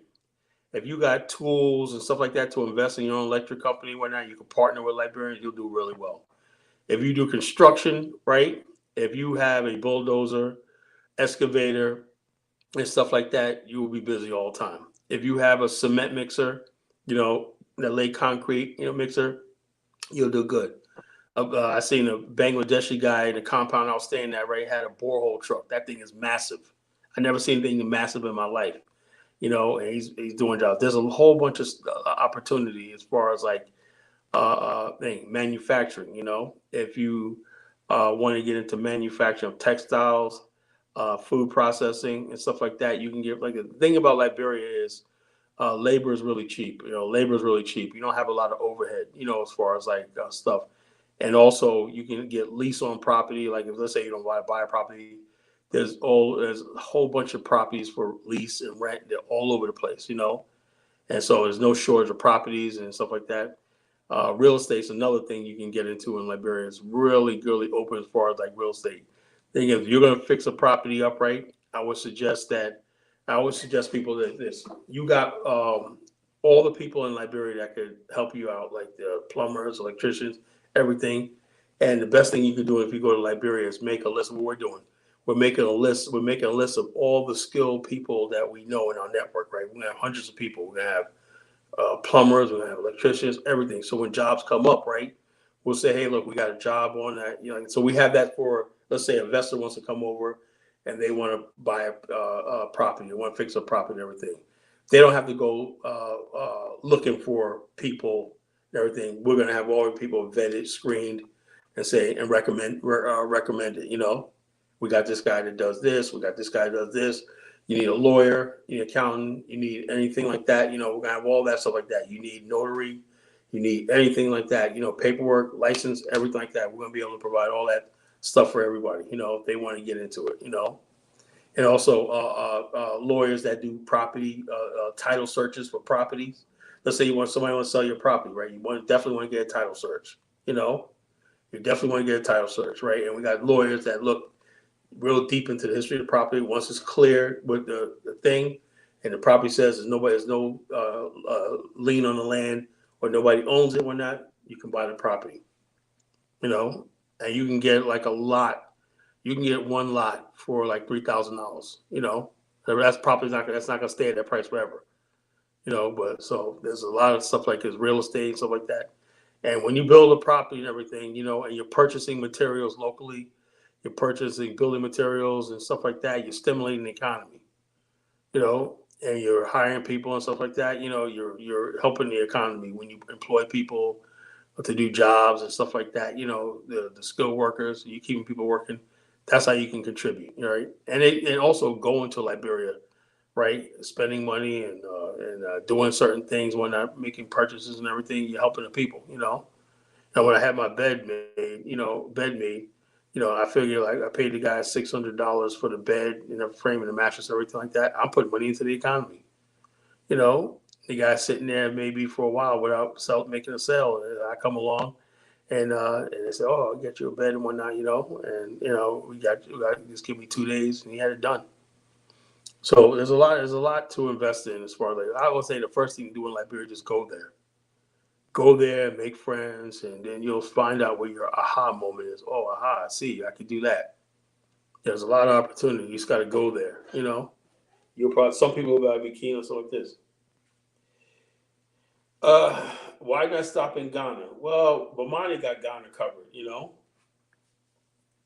Bomani pretty much got Ghana covered. I got plenty of people in Ghana, I focus on Liberia, and then after Liberia, I focus on Angola, Liberia and Angola. Well, Liberia has to come first, because when we do Liberia, we're gonna have a network so that when we do investments in other parts of Africa, that we don't have to go so far back to the United States. We have an office. When we have an office set up and everything like that, we have a network set up where people working. We can bring investors in. If an investor wants to invest in any part of Africa, just come to Liberia, and we're going to be connected with all these other people across the continent, the BAIO, stuff like that. That's our goal. Make Liberia the base camp, the headquarters, of our operations on the continent. It's an easy country to live in. Easy country to get along in. Black people in America just fit right in with the culture and everything. It's not a lot of you don't have to do all that name changing ceremony and all that stuff like that. You don't have to do all that. The people speak English, and so it's just a better country as far. It's like having Black America in Africa, for the most part. And then we could venture, and once we're strong in Liberia, then we'll be stronger to venture into other countries. That's the way I see it. That's the way I see it. Because I look at these horror stories coming from other countries. I'm like, that's ridiculous. People going around. Liberians are so much like us. The culture is so familiar with us. Like we have a conversation. About Africa and Pan-Africanism. Liberians fit right into the conversation. Well, right.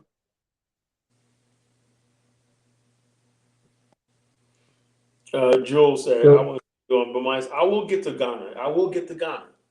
I will get to Ghana. I will get to Ghana. That's coming."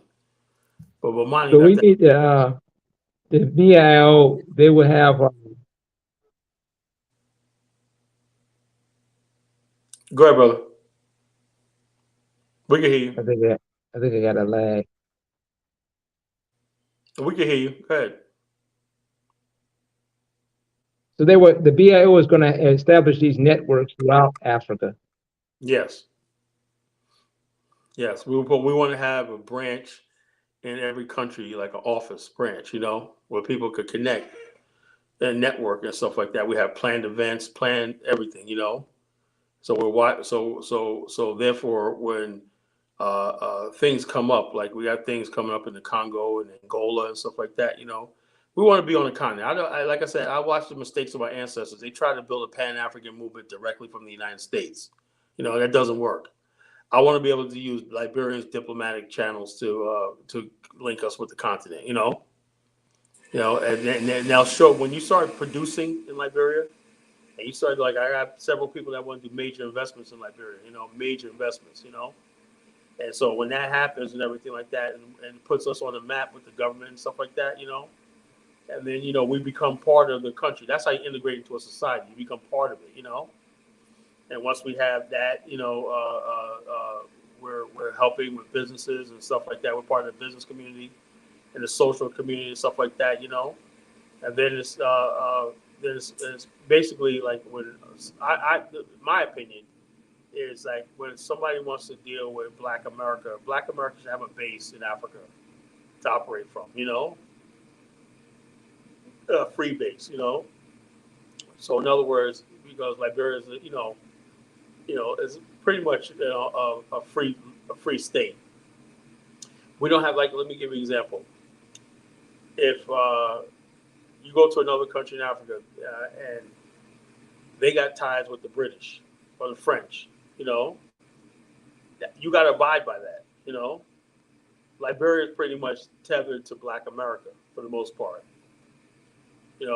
Its history is tethered to Black America.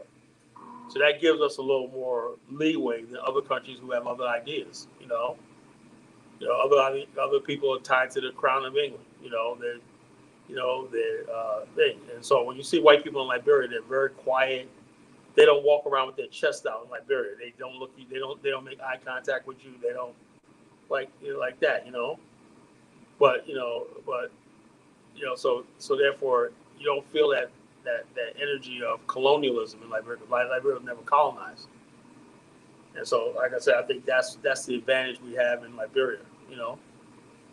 I think if Liberia is a place where you got people coming from, let's say you want to have a Pan-African business meeting, right?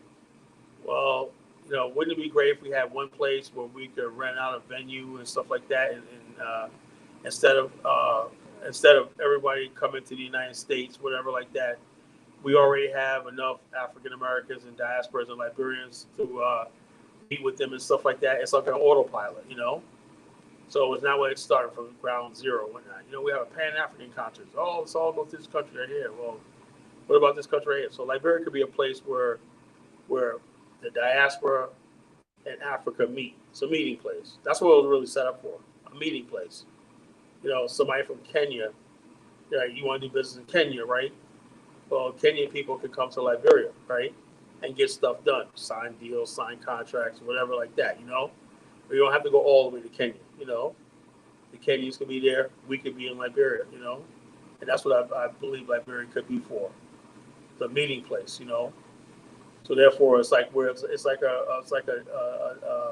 beachhead for us, for the continent. That's what I feel.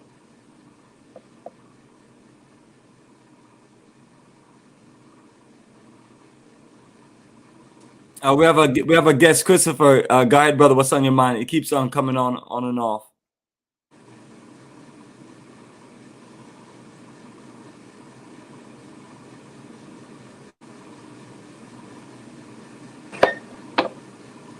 Liberia is tethered. She's tethered. That's obnoxious. That's the truth, though. When you see the AME Church, where's the AME Church come from? Here. When you see the Liberian fraternities or whatnot, the Omegas, the Kappas, and everything, where'd they come from? Here. The African Missionary Baptist Church, where's that come from? Here. The African Methodist Episcopal Church, where's that come from? Here. The Liberians are connected to all our HBCUs. What do you think? Yes, we're tethered to Black America. That's the truth.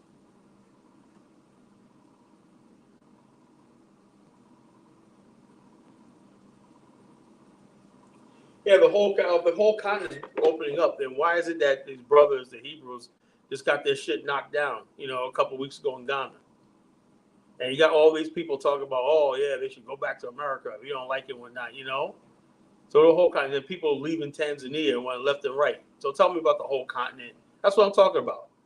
Oh, the whole continent is opening up or not. Yeah, you got Black people in America saying, man, they're having bad experiences all over the continent. The whole continent is not opening up, You got the whole continent is opening up for Indians and everybody else, right? You go to Ghana, right? There's Chinese illegal mining. There's Chinese illegal fishing. They're not going to do a damn thing about the Chinese and everything like that. So spare me with that. Oh, the whole continent's open up. They want us to believe that, to let our guard down. You know, there's nothing basically like this. Africa, for the most part, rejected Pan-Africanism. You got people talk about setting people on fire in South Africa because they come from Mozambique. What the hell are you talking about? Come on, you saw that video, right? Yeah, that was disturbing. Yeah. So this idea, oh, the continent's open up. No, we're doing real powerful things on the continent. We're making sure we're covering our ass. I don't believe like this. The Hebrews, they said the Hebrews, this is what the mentality is. Those Hebrews were not doing anything. They only had a business. They only had a place for 24 years, and they had nice things. And then if they didn't like the place, they knocked the place out, and they stole all their materials. You don't tell me that's justice? So, like I said, excuse me if I don't give a damn what you think and whatnot, you know? That's what they want. They want black people in America to be humiliated, helpless, and at their mercy. Get the hell out of here with that shit.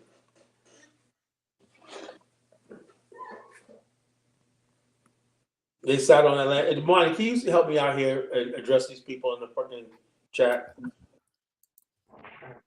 Bro. We got another person on live with you, brother. G-Star, Hey, welcome to the call. Before you let him on, can you address that? You know, Address which one? That nonsense about they sat on the land for 20 years or something like that. Talk about the Hebrew Israelites. The only thing I could do is put them in timeout because I can't even entertain that. G-Star, go ahead, brother. What's on your mind? Yo, what's up, everybody? What's up, Bomani? What's up, Kala? What's up, bro? I want to ask a question. Kala, do you think Liberia should take money from non-African countries to preserve its rainforest, or would that hinder development and industrialization? Well, see, my whole thing is me, my Roy Ross, we disagree on this stuff, you know, we disagree on a lot of stuff like this, and this is one of them. You know, they basically go in there and they're basically telling Africans that they got to the rainforest, preserve the rainforest, right? But at the same time, there's a thing called permaculture, which they basically could plant tens of thousands of trees at one time, you know? And you can plant trees when that trees grows in there, because Liberia's a tropical country. You can grow trees, and they grow them like 4 years. The trees are up and growing. So the bottom line is this, you know, I don't agree with indiscriminate logging, but if you look at the lumber industry in Liberia, it's really good. A lot of the lumber is made into beds and furniture making. Liberia's really got a good furniture making business. So they're supposed to, furniture makers supposed to import their finished products, wood products from America and France and all those countries just to save the so-called rainforest. That's ridiculous. You know, that's freaking ridiculous. So, like I said, this nonsense about the rainforest and stuff like that. You know, if you plant trees and whatnot, you can replenish the rainforest by planting new trees. They don't want to do that. They simply just don't want Liberia to gain the wealth from its forest. Now, I don't believe in illegal foresting to sell logs for the most part to foreign countries for their industries. But the logs are being used, like 80% of logs are used domestically for their own lumber industry and building materials and everything. I see nothing wrong with that. No doubt, no doubt. I will say that these other countries, especially the more liberal ones that are all about going green and preserving rainforests, recycling, all that, they are willing to pay Liberia a lot of money to. I mean, they're willing to pay Liberia the money that it would make from its lumber industry, which makes this. They're not. No, they're not. Or, Liberia will never see that money. You know, they'll never see that money. By the time they cripple the industry and everything like that, they'll come up with some excuse, whatever. Like they call it green energy credits and everything. These people are fanatics. Britain says it wants to have all electric cars by 2030. The United States, this idiot Joe Biden is saying the same thing, you know. And then if you go to electrical power station, right, or power cars, people sitting in line for 5 hours to power their cars. And then back of the electrical station, what's powering that electric gas? You know, so like I said, it's just like somebody who, this is what it is. If somebody is a vegetarian, right? And they have what most vegetarians are fanatical about eating meat, right? I get that. Okay, you like vegetables, everything. But there's a difference between people who believe like that and people who want to get in power and impose that on other people. That's what these green energy people are. They're people that basically sit around all day hating the fact that people are enjoying themselves out driving a car.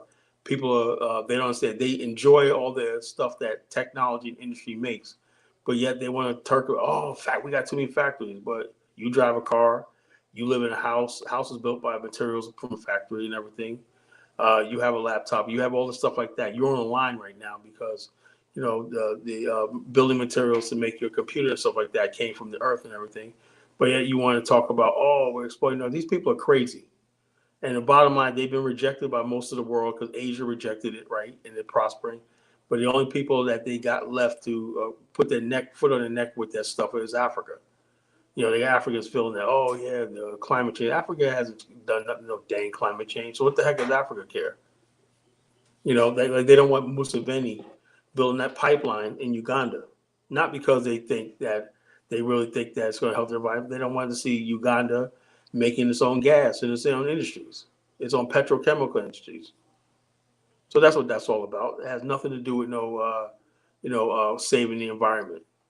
Let me tell you something. The environmentalism stuff didn't happen until Asian and African countries got independence. When Asian and African countries got independence, suddenly there was this idea of, and it started with the Bretton Woods institutions. Like the number one thing they said the threat to world security was not nuclear weapons, it was African economic independence. You know, was a threat to the global order. That's why no country in Africa feeds itself. We rely on imports for the most part. You know, and so therefore they keep Africa in that state of dependency. You know, and that's what all that's what the IMF, the World Bank, the structural adjustment programs were put in place for. You know, you just import and you just export crap. You don't produce to feed your population.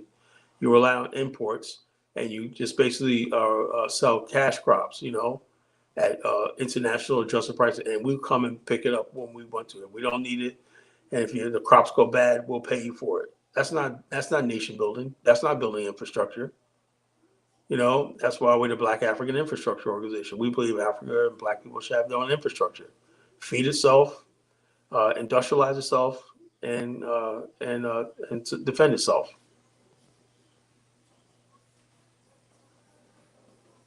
Did that answer your question?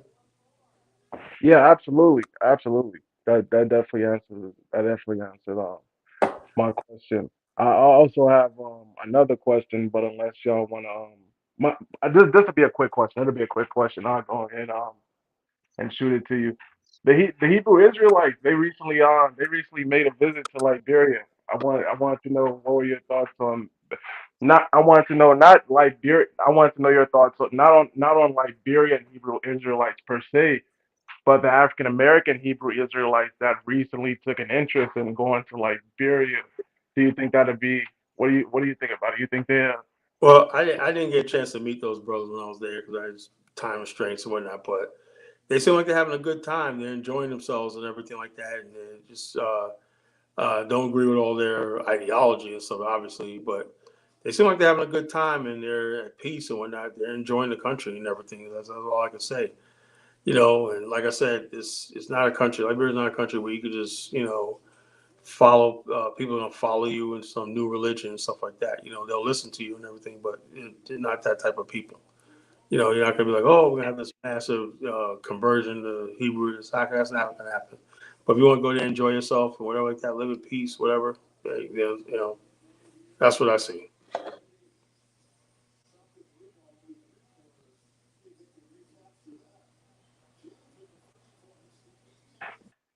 so? All right, all right.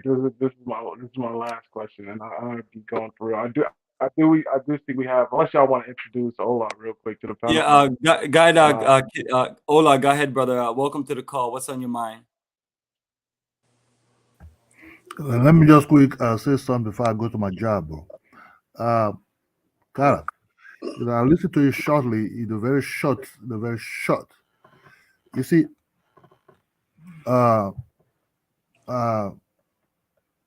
Africans. What do you mean? The Africans on the internet and the Africans on the ground are two different things.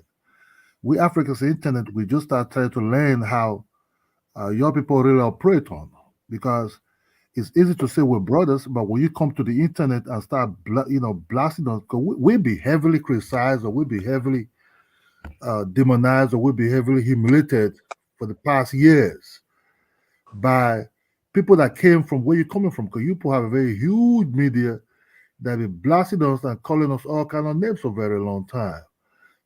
So when your Black Americans started coming, then when they start going back, also start using the same terms also, because you have to understand, emotionally, Black Americans are not really connected to Africans like that. So emotionally, they don't have anything. Maybe they might have personal relationship, maybe with some people, but not with the content. I cannot mention the content, because the content, we're all different type of people there. They have the Arab ones, like the North American, the North African ones, and the Sub-Saharan ones. I'm talking more about the Sub-Saharan ones. Calling us undeveloped or backward, and using the same language and the same terms that even the mass media in United States and Europe are also using. You understand? So you have to understand that when we see the way the Black Americans speak, even those that came to the continent, they're going back again to to where they're coming from. They use the same terms against the people that live in that territory. So you understand? We Africans are very conscious and cautious observers. Because let's be really honest. The busting of Africans by the so-called, who call themselves Black Americans in the internet, is becoming something else. The Africans are slowly getting aware of it. Well, let me say this, bro. Let me say this. Now, like I said, I agree with that, right? But you understand something? Just because somebody's like that, there's a lot of Black people in America who pretend to be Pan-Africanists, right? And they do that, right? Hey, Bomani, for 1 second, can you play that one TikTok video I sent you, where the African guys talking about white people, how they put Africa in a bad light? Now, this is not us saying this. This is African. Right, I'll do that right now. Yeah. Give me a minute.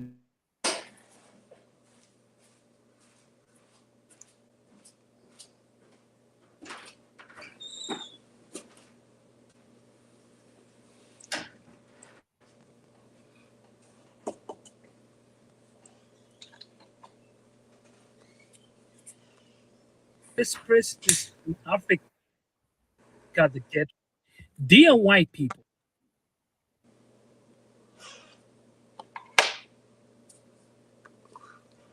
All right, brother, you ready? Yeah, I'm ready.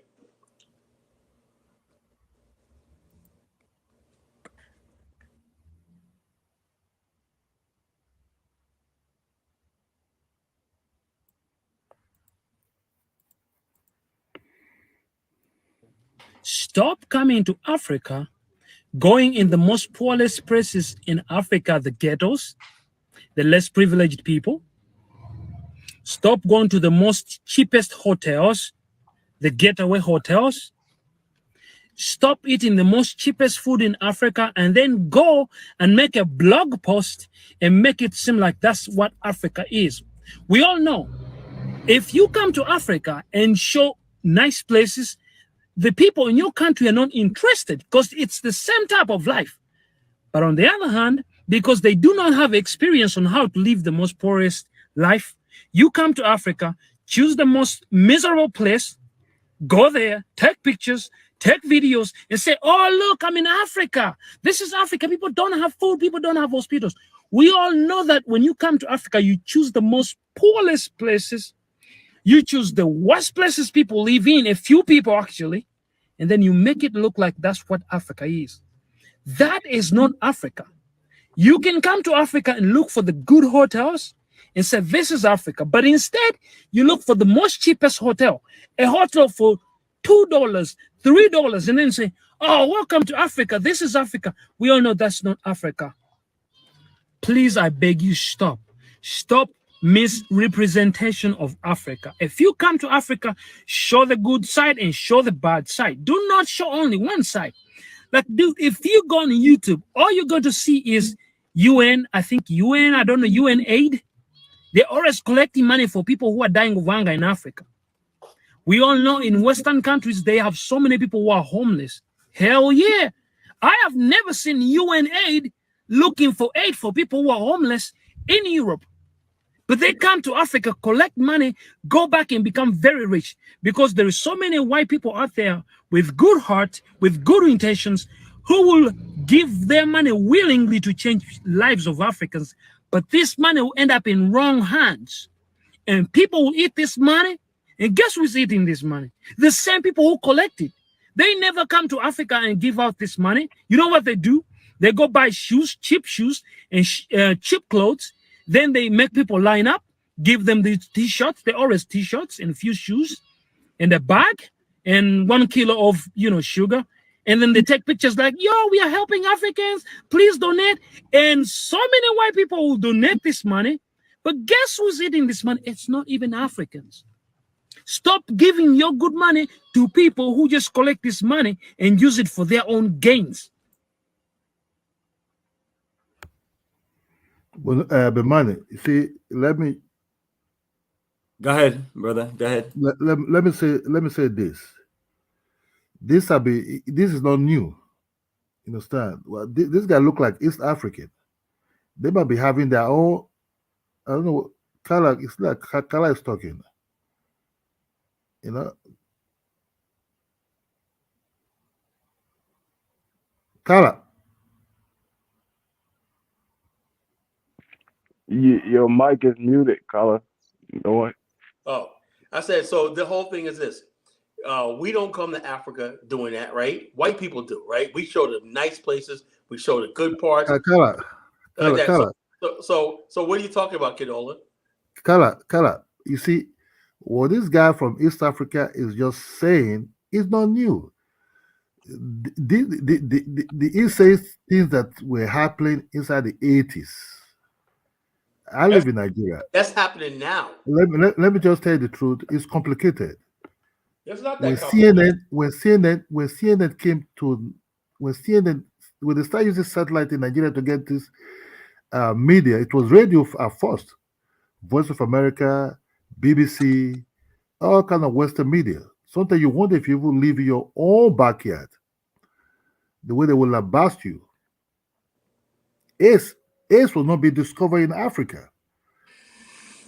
AIDS started coming to Africa for those Africans who live in the Western world. You understand? Who were coming to have communication with their people in Africa. You understand? Check it out, Kidola. Hold on. I'll give you this. When I was in university, inside the 90s, I went to teaching hospitals with my friend who was studying pharmacist at that time. So he was doing his internship. I said, man, have you ever seen anybody with AIDS? He said, no. I said, but can I follow you to this hospital? Just walk around to see if I can see anybody with AIDS by the bedside. It was not really there. Nothing. But what happened out of the blue, even before the AIDS started even tripling into Africa, they already started saying Africans have AIDS, which was totally lie. But we know about South Africans, where they say AIDS was very rampant because of what happened there. The purposely of infecting them to wipe them off. So when we start seeing people that came from the United States who said they're dark skinned, still singing the same type of music,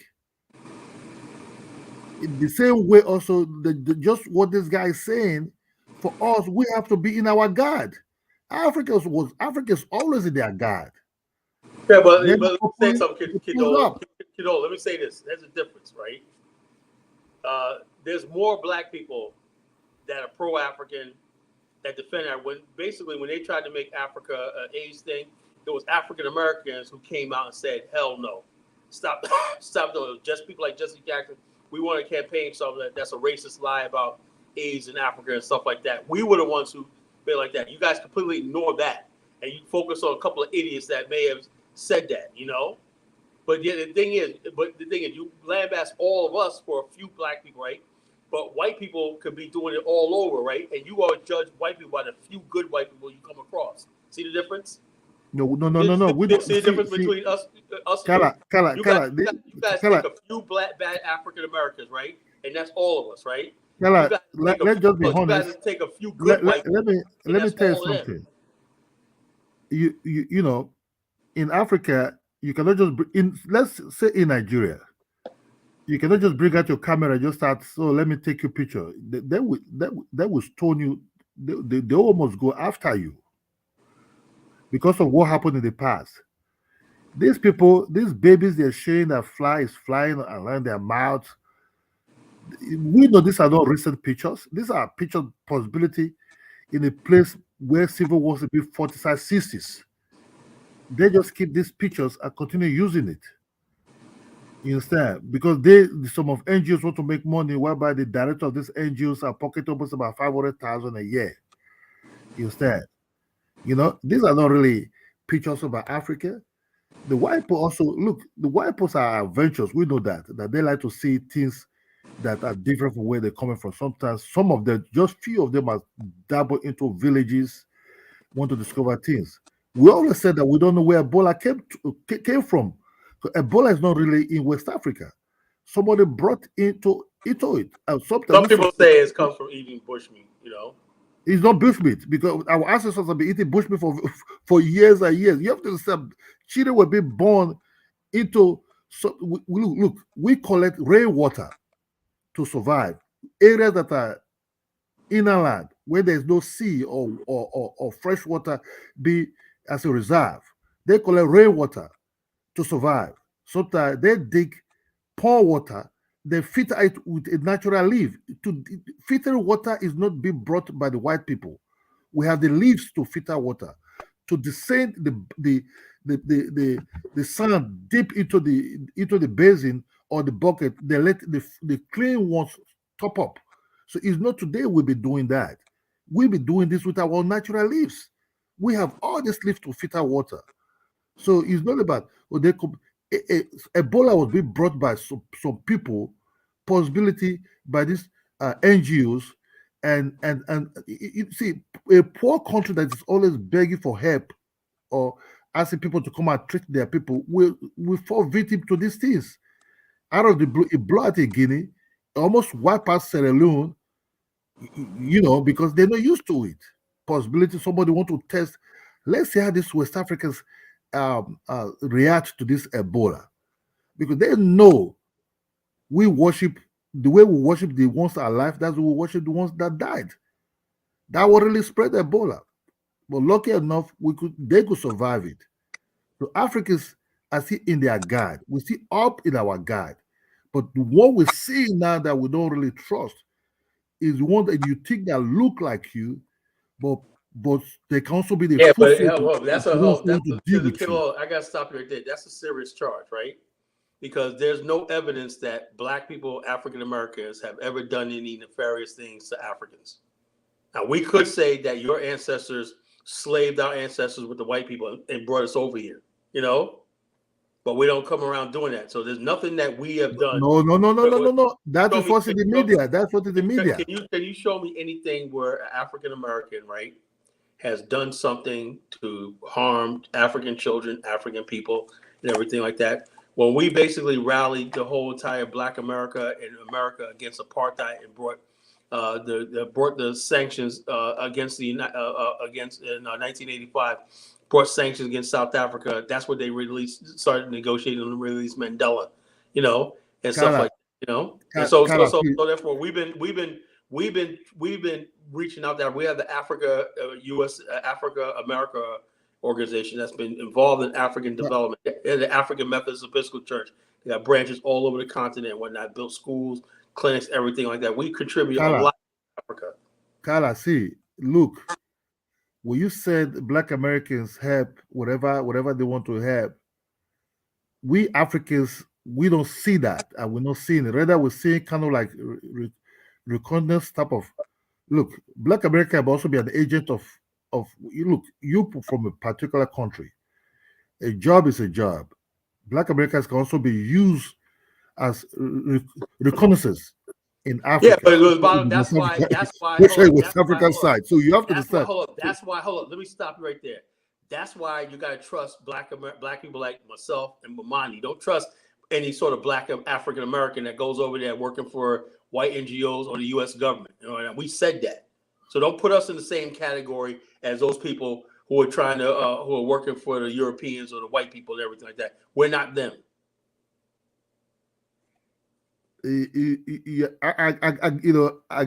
I got you. But what we're seeing now in this internet, what we're seeing that is in this internet. Look, we Africans have our own problem. It's not like we're kind of united like that. Let's assume this Hebrew Israelites that are just coming up now. These so-called Hebrew Israelites. But don't hold on. Let me say something. The Hebrew Israelites in Ghana, right, in Liberia, are not the same Israelites you see on the street corners talking that nonsense. We denounce that nonsense, that anti-African stuff like that. They're not with us. You know, the people that's in Ghana right now, real spiritual people. They believe in the Torah, whatever the Bible, the thing is, and they have pilgrimage to Israel and stuff like that. They're really into the religion. They're not the same thing as these goofballs you see on the street corners of America. Yeah, but you can say that it's the truth. I can't say it's the truth. Let assume Pastor Dollar is speaking something which is not doing anyway. Let assume Pastor Dollar and some other churches. These are like feel good churches. The Jenkins, the other guys, but there's a group of guys who are also similar type of group who preach this type of things. Then out of the blue, the other ones who said, "No, I'm not part of Pastor Dollar type of association, but might be part." You know, so you have to understand. Africa should be very, very careful with these Hebrew Israelites. They carry the same symptoms like the ones in the street. You understand? We'll be watching them. These Africans will be on their knees serving them. It's not going to work. In short, Africans are not even Hebrew Israelites anyway. Africans are people who worship gods of the earth. You understand? They don't worship. There's no African that do say they're Jewish even in terms of the religions. And let me ask you a question. Kadola, let me ask you a question. Have you ever heard of Randall Robinson? Who's that? See, this is what I'm talking about. Randall Robinson was the head of Trans Africa, right? He just recently passed away at age 81 and whatnot. And he basically was, and I disagree with him about the Abacha regime, right? He changed himself to the Nigerian embassy in Washington, D.C. But he was a tireless advocate for African and African American unity and development and stuff like that. He was a big rallier for the anti-apartheid movement, stuff like that. He's been all over the continent. He lived in Africa and stuff like that. He just recently passed away. Look him up, Trans Africa. He was always an African. His brother, Max Robinson, quit the news industry in America because he didn't like the way they were portraying black people in Black America. He was a news anchor at ABC News, and they was at the 1979 OAU conference in Monrovia, Liberia. They was meeting with Cecil Dennis and President Talbert in 1979.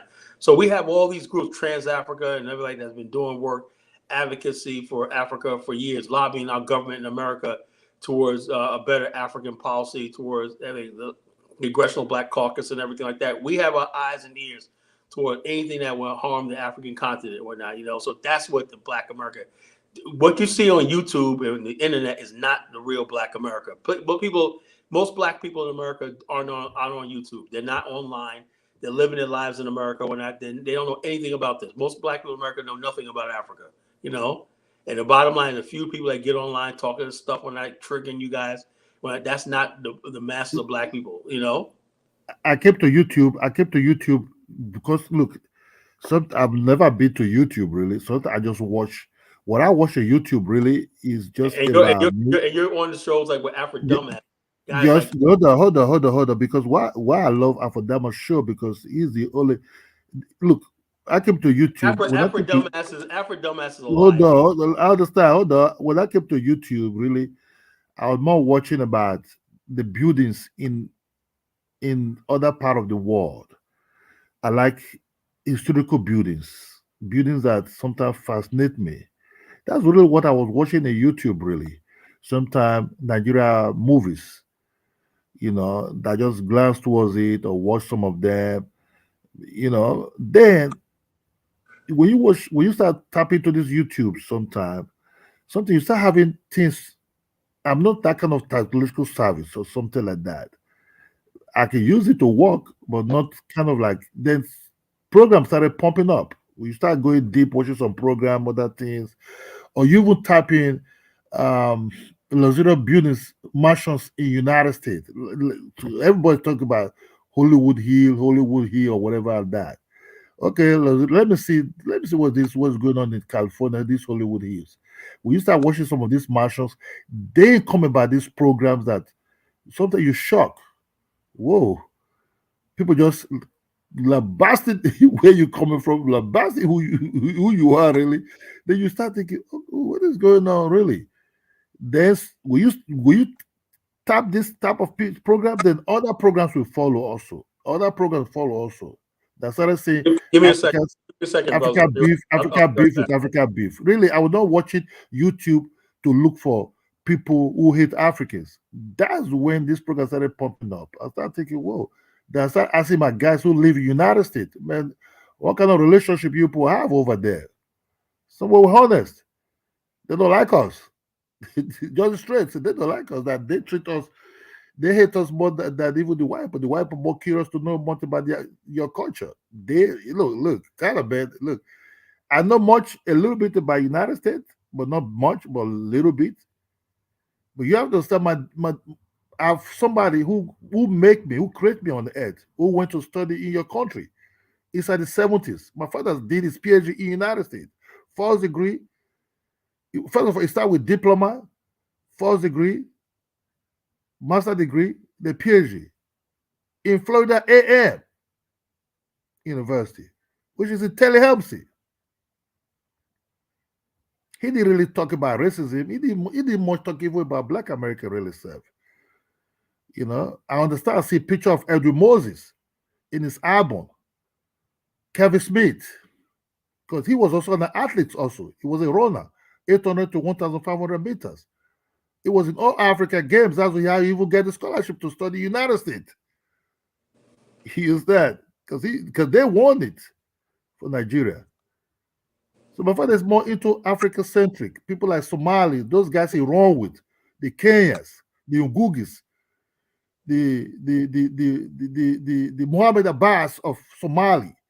That's what he talking about really, because those are what his tribe inside the 70s were really running with. I didn't know much about Africans are not infested with racism. He didn't talk much about racism. I didn't even ask him what is the condition of the Black people there. He didn't talk anything about it. But he talked much about the people that he worked with, that he run with. And the Moses fascinated him a lot. Because that's when the Moses set the world record at that time. He said the guy he's a fast runner. So what I'm trying to say is this. We don't know much about you people, but it seems like you already Well, yeah, I have can say, you know what you have to do? You know what you have to do, Condola? And here's a problem with Africans: you don't have enough libraries, right? Black America has more written about them than any other group of Black people on the planet. We have an almanac that's like 12 inches thick. We have an African American encyclopedia. History. When you want to know about us, there's thousands and thousands of books. We have thousands and thousands of authors and whatnot. Tens of thousands of books are written about African American history and everything like that. It's there if you want to know. I read Nigerian history. I know about Nigeria because I read the history. I took the time to learn about Nigerian history, as some of my ancestors are from Nigeria, Eastern Nigeria, my DNA. I took the time to learn about Nigeria when I was a kid. I learned about I took the book. So there's no excuse for ignorance, No. You have to understand there's no books. Our libraries are not really, our libraries don't have books about anything have to do with Black Americans. We have books about literature. Let me say something. We have books about literatures and everything. That's silliness. The why? Because how are you going to equip yourself with a major group of people on the planet, Black America, major? You go to Japan. They got tons of books on Black America. You know our history. I remember I was went to Busch Gardens with this Romanian girl one time back in the days, right? And I was just we went in a group one night. So this Romanian girl, I met with her one night, went with her one night, and she was telling me she knew so much about Black. I said, "How do you know so much about Black history?" So, "Oh yeah, it was taught in our school, and so we have libraries and whatnot." She know all about our history and whatnot, you know. And so a lot of people do, you know, Eastern Europe and Europe or whatnot, African American history is taught. You know, it's we know our history. We know about the Civil Rights Movement. We know about slavery. We know about the Emancipation Proclamation. We know about we only know much. Look, because you don't want to know. You don't want to know. Most Nigerians and Africans don't even know their own history. Look. We just talked about few pages about slavery. They never taught us. Black history is more than slavery. They never taught. They never taught us who they really picked to as a slave. That's the problem right there. You don't. So you have to go deep. You have to go deep yourself. You don't know history. You don't want to know us. You don't want to know history. You want to stay ignorant one night, and you wonder why Africa is not progressing. You have to know. Africans have to know Japan's. I know Japanese history, right? Because I know they're a major part of the world. I know Chinese history. You know, I know Russian history. You know. And Africa is progressing on their own terms. Look, there's what sometimes wonder you have to understand is this. Sometimes we just the way you people are confused about us, that's we also confused about you people sometimes also. Because look, we must deal even inside the sub-Saharan zone. I'm using sub-Saharan now.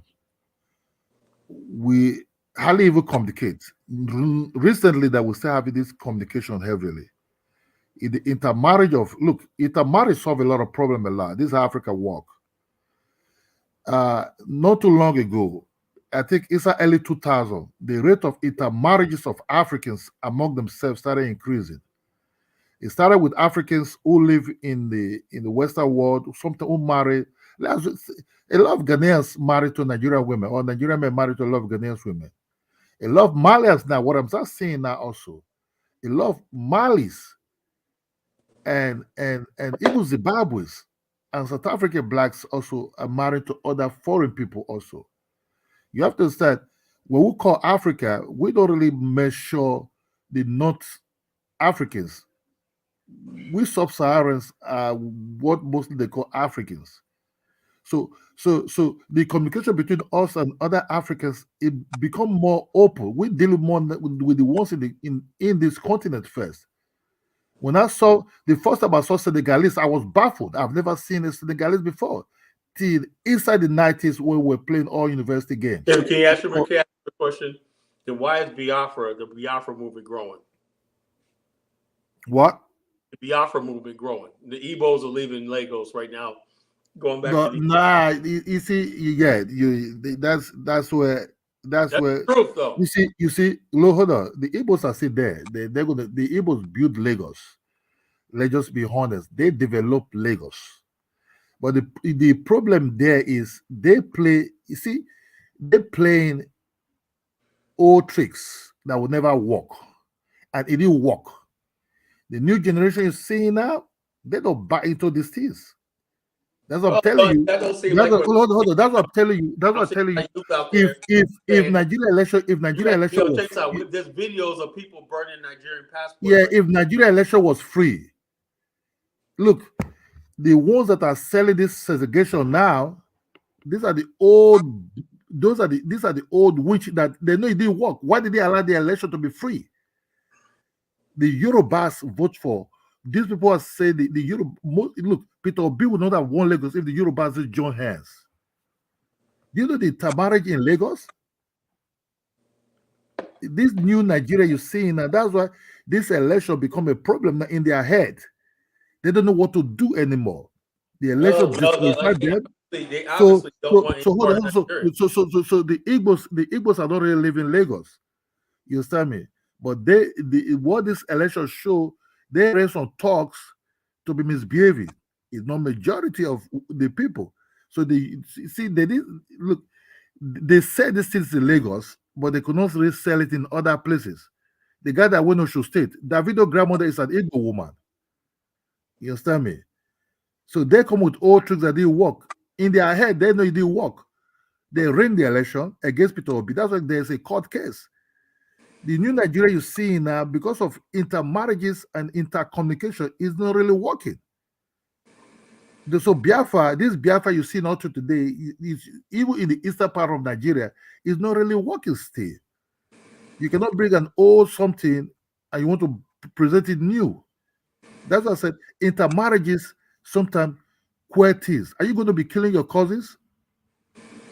Well, So it's not going to work. It's not going to work.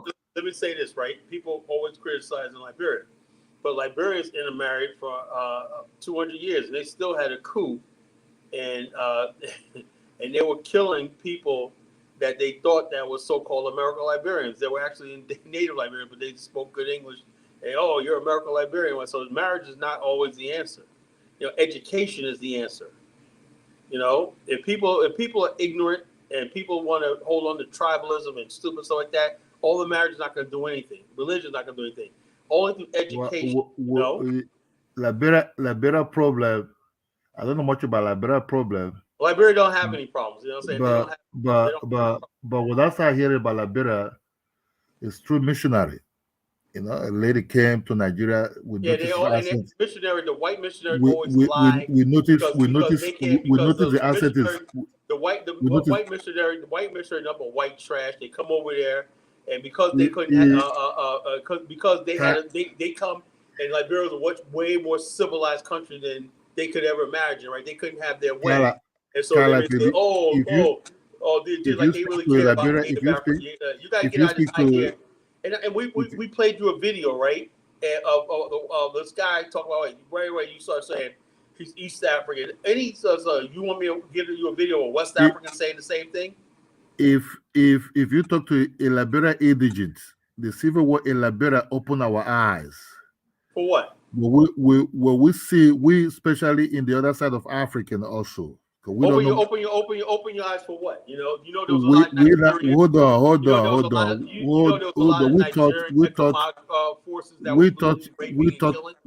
We thought Liberia was all one. We never know there's indigents or not indigents. Because we never know that. We never know. We never know there's some slaves. We never know there's some slaves. Long as you got ignorant people, right? That want to play on tribalism, you can have all the marriage, all the stuff like that. That's what I say, Kala. We never thought Liberia, even slaves came to Liberia. First of all, that dominate the government. That's another misconception, right? Slaves didn't come to Liberia. Free black people from America and the Caribbean came to Liberia. They weren't slaves that came to Liberia. Just like the way the Portuguese came, like the way the Africans who went to Portuguese came to Nigeria and maybe other part of Africa. But Liberia case, we just thought, okay, they are Liberians. There's some of their, rooted there. We know Ajayi Crowther came to Sierra Leone, but we never thought how large a group what they are. But the more the war in Liberia started growing, then we have opportunity to meet some of the refugees that came to Nigeria. Some of them are, we never know nothing about American Liberia. We just thought they're all Liberians. Then there were no such thing as American Liberia. That's something the West. But they started naming the South American Liberians. Do you understand what I just? Did you understand? They call the South American Liberians. Hold on. Did you understand what I just said? Right? There's no such thing as American Liberians. It never was. But they use it to differentiate themselves. Nobody in Liberia has ever called themselves American. If you talk to the indigents, the one that called themselves, a lot of them are ignorant. They don't understand. They ask them, Liberia, look, you say, Kala, when they ask, what you by indigents? All you are indigent there. He said, no. That's when they start telling you a lot of history about what is going on there. And the same so-called indigenous, where they living at right now in America. Look, Liberia problem is not, look, just the way, that's what I said, a case of Liberia is a perfect example that what can happen in Africa in the long run if some of these things are not be contained immediately. You understand me? Because that war was brutal. And we know there's some shadow hands inside that war. You understand? There was shadow hands that was. They sent it lead to Sierra Leone. You understand? Sent us to lead to Sierra Leone. That's what you're seeing now. So bringing black foreigners to come and fight or suppress the Africans never knew. They did it to Sierra Leone. Because let me give you an example. Okay, you made a comment, right? You gotta let me talk sometime too, bro. You gotta let other people talk, right? How were they suppressing the natives? You know, how are they suppressing natives? By building schools, by giving education, you know, letting them be part of the country and whatnot, putting them in the military. Most of the military was made up of so-called native Liberians. You know, they own businesses, they own everything, you know. They had the tribal land, they had property too. They had property rights enshrined in the Constitution too. So tell me how they were being oppressed. You know, that's a white man's version of what they call what Liberia is. A white man's birth. But at the same time, I bet you think the whites in South Africa perfectly were angels and they did everything right. And that's why no Africans, the whites in South Africa, there's sanctions on Zimbabwe, and not one African country is lifting a finger and saying, "Look, if you don't lift these sanctions on Zimbabwe, we're not gonna cut diplomatic ties." You guys so scared of England and France and whatnot, you let sanctions be on Zimbabwe, but you want to lecture us about Liberia. That's what I get tired of. Because whites in Zimbabwe, right, got international criminal sanctions on Zimbabwe for no reason other than them wanting their land back. But you guys say nothing about that. They're Chinese that are robbing your coastlines and selling you your own fish, right? You look. You know I'm telling the truth. So, there's illegal gold mining in by Chinese and everybody else in Ghana. Kala, you can never. Like there's Chinese can never penetrate Africa without not the indigenous. They don't have to penetrate. The bottom line, without not the indigenous bring them in. I'm trying to tell you. The only place I'm trying to tell you is this. Anything that happened in Ghana have to be done by the Ghana government or by the Ghana people who are bringing. You guys don't have the means. You guys don't have the means to the willpower to fight anybody that's non-black. But when somebody other black and whatnot, you got all smoke for. How do you think they drove away? How do you think the Africans have their independence? Do you think they just sit down and they just sacrifice? There's no independence in Africa. Are you kidding me? How do you think the Africans have the? How do you think the Africans have the independence? Africa is not independent, bro. Look. Have you ever seen any West African country that the white man have a land? Have you ever seen a West African country that any white man have a land? This is another thing I'm tired of, right? France has the fourth largest reserve of gold. It has no gold. Where does this gold come from? Africa. That's why Mali and all these countries are fighting to kick the French out and whatnot. You say this, well, we're independent. You're not independent. They control your money. They control what goes into the country, and they control what goes out. You don't control anything. You're not independent. Look, they're independent. If you think they're not independent, how they able to chase away the? If you think they're not independent, how they able to chase the French in Mali? How they able to chase? How they able to chase the French in Burkina Faso? If they're not independent, you are not. The United States, there's a video out there where the Congress was drilling the generals, talking about you guys orchestrate like 6 or 7 coups in the last 10 years in West Africa and whatnot in front of Congress right now. They admit it, we are trained. We got African bases all over the continent right now. You know, there's no independence in Africa. Look. If they're not independent, if they're not independent, are they able to chase? How they able to chase the French out of Burkina Faso?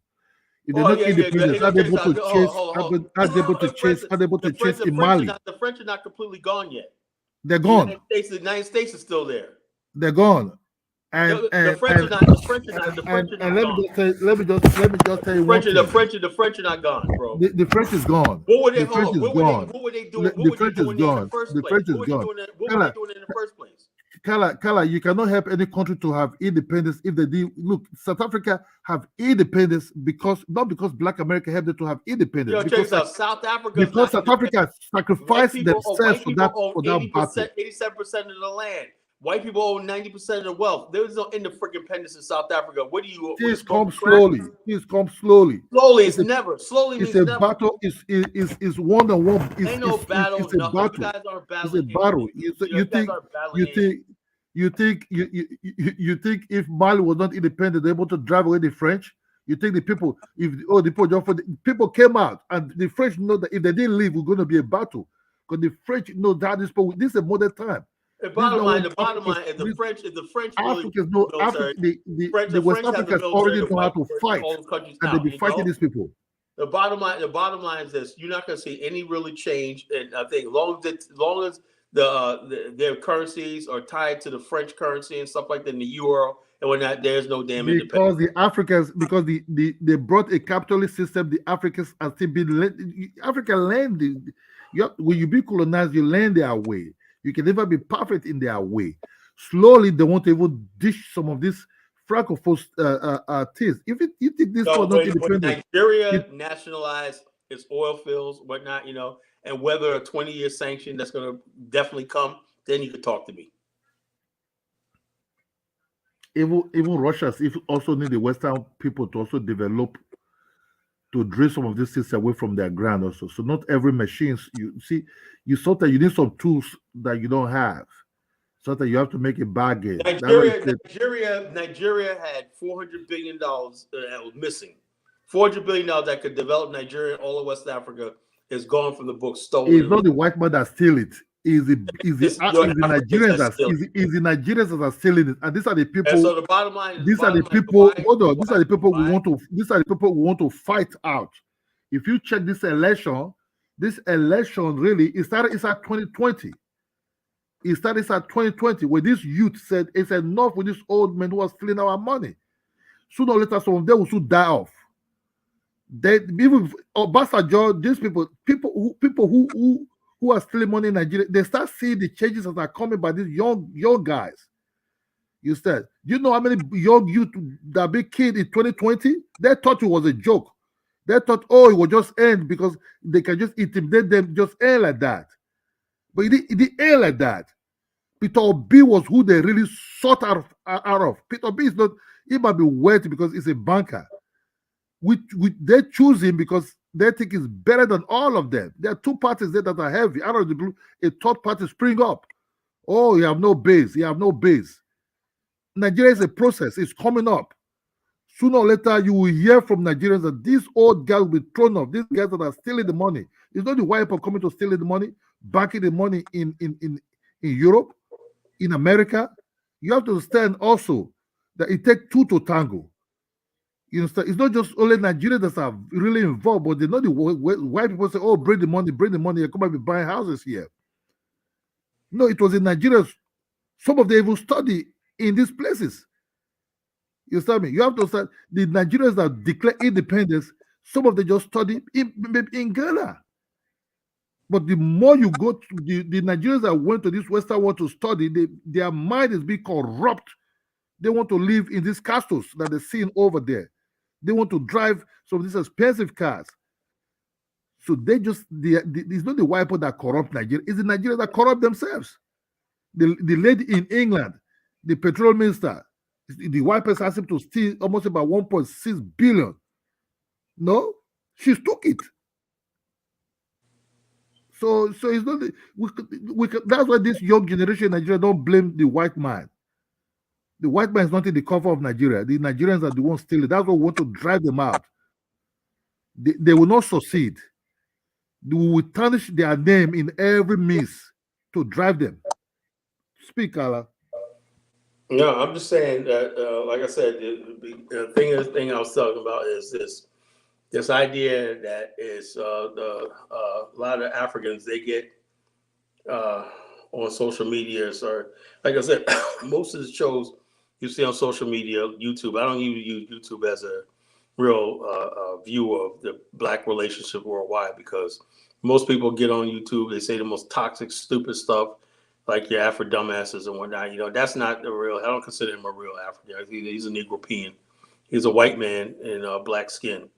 And the bottom line is this: Black people in America have no ill will towards Africans or like that. You see Africans will say, yo, we're all one people and everything. I don't see other people saying that. We'll say we're all black and we say it like that. I don't see anybody else. I don't see any other group of black people talking in that way strongly as Black America, you know? And so therefore, the notion that we're doing something harm to Africa or whatever like that, ruin the image of Africa is simply not true. You know, if anything, you know, black people go to Africa, they show the best parts. They had the time in their life. They give their emotional joy. That doesn't even move any Africans and whatnot. You know, they're like, oh, why are you coming to Africa? Well, this is an ancestral homeland. They have every right to come to any country they want to, you know, in Africa. You know, there's nobody's to stop you. That's a moral. That's immoral. Trying to stop somebody whose ancestors were taken by force. To tell somebody they they can't come back or they can't just express Africa how they want to express or whatever like that, without being vilified and suspicious and side-eyed and all that stuff like that, you know. And like I said, one of my colleagues said to me, he said, look, the problem is that Africans have the hatred Africans have for themselves, black people, Africans have for themselves, right? They project that on other people. But when it comes to other races of people, that's why I don't see in Liberia. I don't see this love for white people that I do among other things. And I watch the interaction with white people in Liberia when it's like, no big deal, white person, whatever. But, you know, I don't see them defending white people either. In Liberia, they don't defend white people like I see other Africans who, white people did this, white people treat me well, and all stuff like that, you know. And that's why I'm drawn to Liberia so much, you know. And like I said, I don't see. And like I said, the video we played, right? You haven't addressed the issue. You know, white people come to Africa, right, deliberately to spread the notion that Africa is backwards, dirty, primitive, and stuff like that. You know, and the bottom line, you know something? To this day, 2023, I have yet to see on the mass media of America a modern African skyline or city. Never. You'll never see that. You know. They might show you like if they go to Ghana, the first thing they'll show you, like CNN, when they see CNN with Ghana, they'll show you the slave castles, they'll show you the boats, they'll show you that, but they're careful not to show any modern parts of Accra and stuff like that, you know. And what we got from Africa, a lot of us learn about modern Africa is through YouTube and internet and people that go over there posting stuff up and stuff like that. Videos like the Africa They Don't Show You. Why do they got a video series called The Africa They Don't Show You? Because it's not us that's basically trying to keep Africa in this negative light. It's the white people. And you guys don't want to ever deal with that.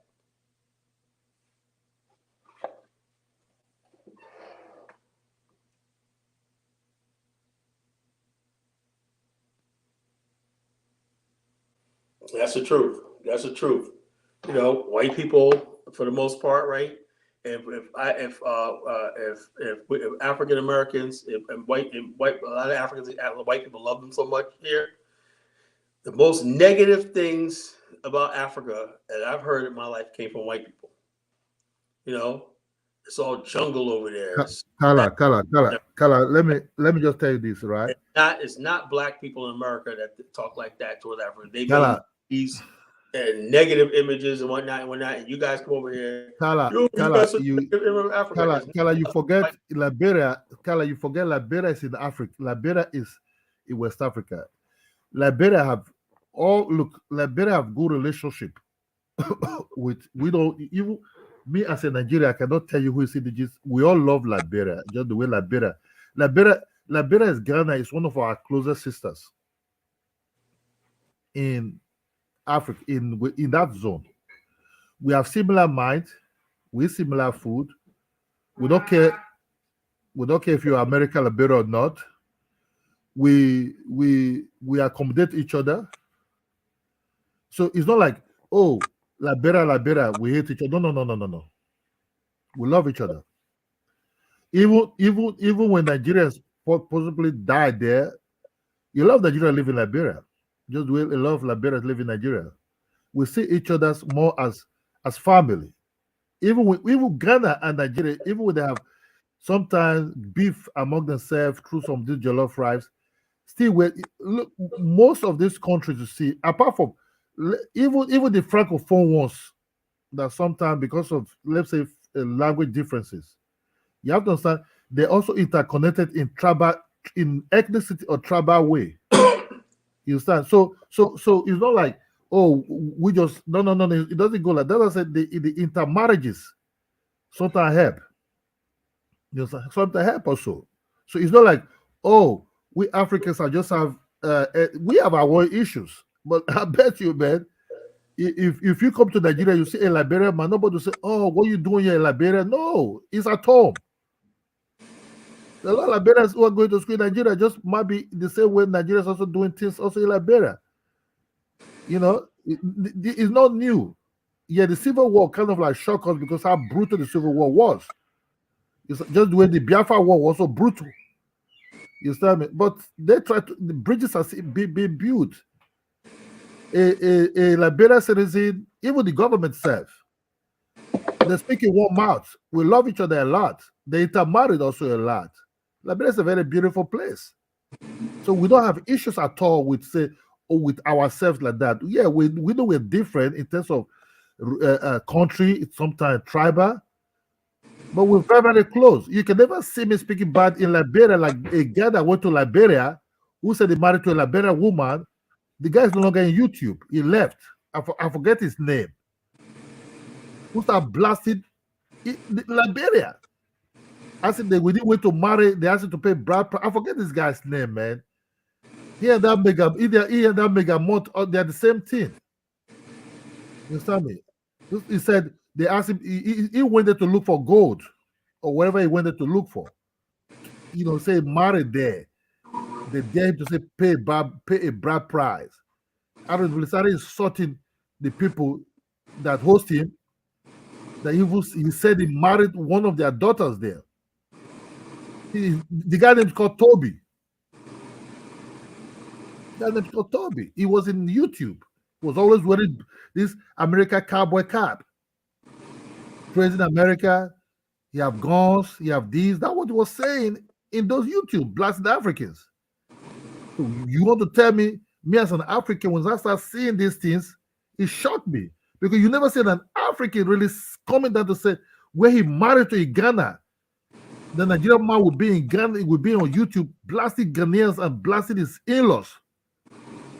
We don't be taught like that.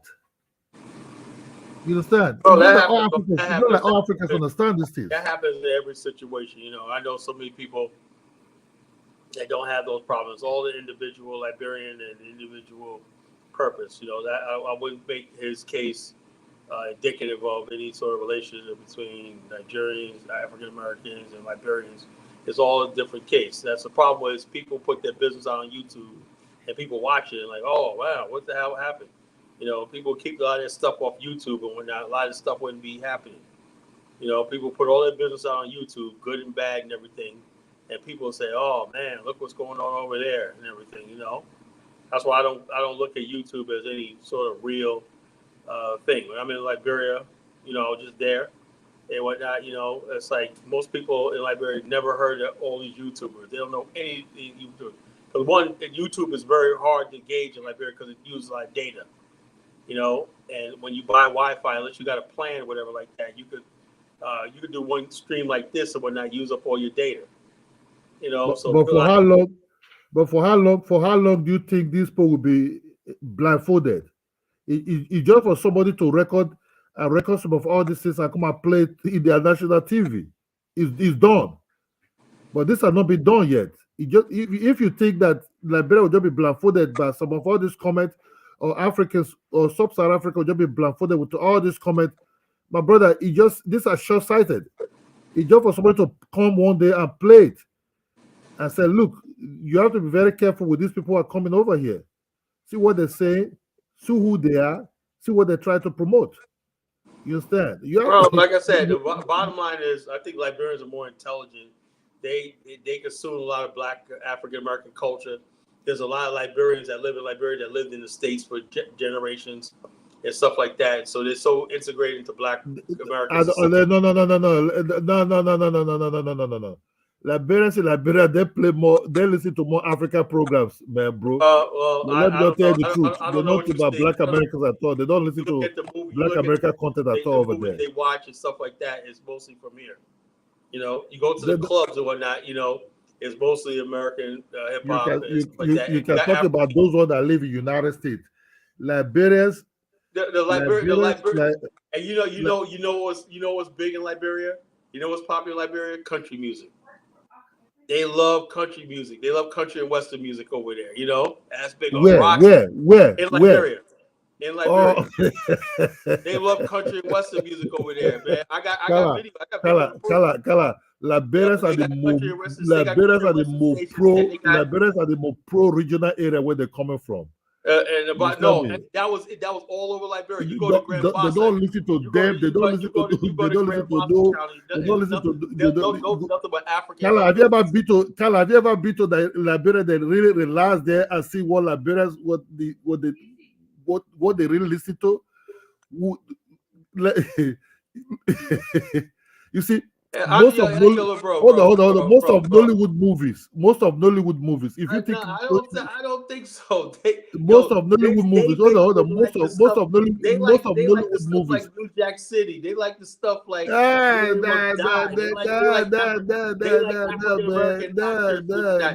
girls try to look like Beyonce. The girls they like that's what it is over there. Man. Look, we consume similar things. We consume similar. Liberia another thing they like Filipino movies. They like Filipino. Liberians and Nigeria consume similar type of movies because they work together. No. I think you got Liberia. If you think Nollywood is being acted by Nigeria alone, that's a very big mistake. Nobody. People in Liberia don't like Nollywood, bro. I can't watch Nollywood, man. I can't do it. Liberians in that movie. I like Nigerian music is popular in Liberia, but the movies, no. The movies are there because a lot of them are acting there. Nollywood is not being acted by Nigerians alone. A different type of close by some of this English speaking ones in West Africa. Name me one hot, beautiful Nigerian Nollywood actress. What? What? Name me one beautiful Nollywood actress like Halle Berry type in Nigeria. There are a lot of them. I cannot say where. I cannot say all of them came from Nigeria. They're different. There's some from Ghana. There's some from there's some from other part of this English West African countries. So I cannot just tell you. I must say, oh, Nigeria. Maybe they're not really from Nigeria. You understand? I know one. You understand? There's a popular one in Nollywood actress that came from Ghana called Nancy something. There's some Apia something. There's some Geneva something. They're different. You understand me? So even when I name some of these names, I might not tell you. I must think they're Nigerians, but they're not really Nigerians. So that's what you say. Nollywood is really got of West African English-speaking ones that really are there. Even players are even there. You understand me? So it's not just the way you think. Oh, it's not just only Nigeria. Even this Afrobeat you're seeing also have is spread. Nigeria might be the kind of like the flag carriers, but Cameroon, Liberia have their own version of it. Ghana have their own version of it. It's complicated than you think. That's why I said Black Americans. I know all about. I know all about Liberian music and artists and whatnot. All about that stuff like that. And like I said, Liberia got a hip hop scene. They got Afrobeat scene. They got traditional African music scene. And they got a lot of stuff like that. They got a lot of music and everything. Liberia always be pro African. Even the Liberian missionaries that were coming then. I'm not talking about white people. These are black Liberians they were deep into Christianity. They were coming. That's the first time I ever heard such an accent in my life. The woman was pro black or whatever at that time. It was preaching. So we didn't really know Liberia as anything apart from that civil war. That Liberia was always seen as a very nice people. That civil war, they still nice. That civil war was brutal, yes. Just that the way Biafra was also brutal. In a war, it can be very brutal. Just go to Nigeria, go to Liberia, and go out to one of their clubs, like the Calabas. Go out to Calabas and tell me what the scene is. And you would think you was in Philly or New York. The way people are dressed, the way the style, the way the women look, everything. Girls are fucking. The women look. The women look African. Don't put. Oh, the women. Bro. Go and marry to Liberia. Go and marry to Liberian woman that you be thinking. If you marry to a Liberian woman in Liberia, be thinking you will never have Black American mentality coming out of these women. Let's just be honest. Liberian women are the most beautiful women in Africa. All African women are beautiful. If you marry to a Liberian woman, a lot of Nigerians are married to Liberian women. Liberian women are very pretty. A lot of Nigerian women.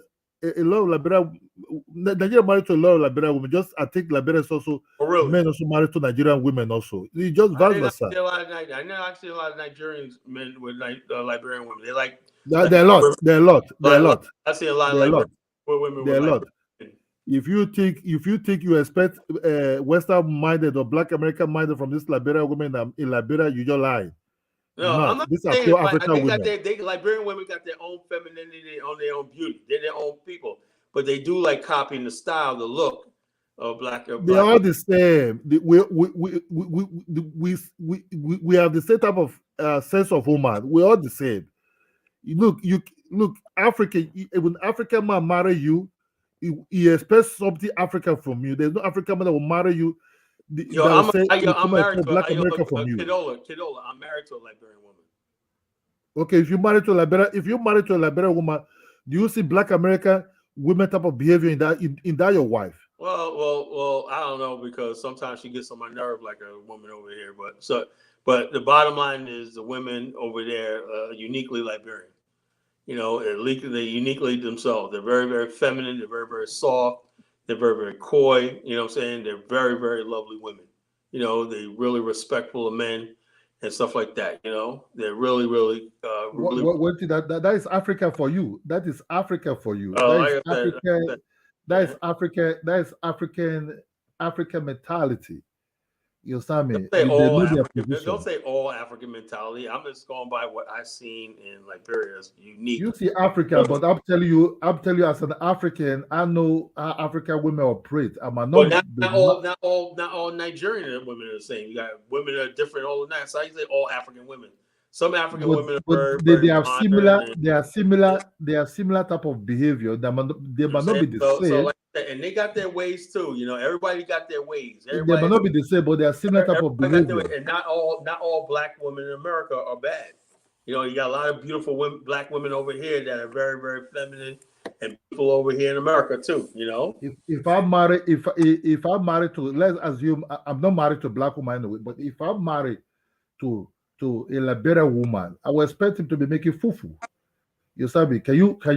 You will make fufu. It will make African food. All right, but I tried fufu. Maybe in a different style. You understand me? I tried fufu and I didn't like it. Because you're not used to it. Fufu is like mashed potatoes. I tried it a few times. I don't want to get used to it. It's nasty. Yeah, Liberian food is better than Nigerian food. I tried it both. You did try nothing. What do you try? I tried a jollof rice. And my wife made me some jollof rice, man. Holy shit! Liberian jollof rice is holy shit, man. She made that shit. I don't know how Liberian jollof rice look like, but I know it might not be too far from the Nigerian one. It's way better. That might be from you, but I've never tried it. I know they cook similar way. You understand me? So jollof rice came from Senegal. It's not really West Africa. It's not really from Nigeria or Ghana. They imported from Senegal. You understand me? So I've never tried Liberia jollof rice, but it would not be different because I'm already used to the taste. Liberian. Let me tell you something. Liberian food is a mixture of African food and African American cuisine.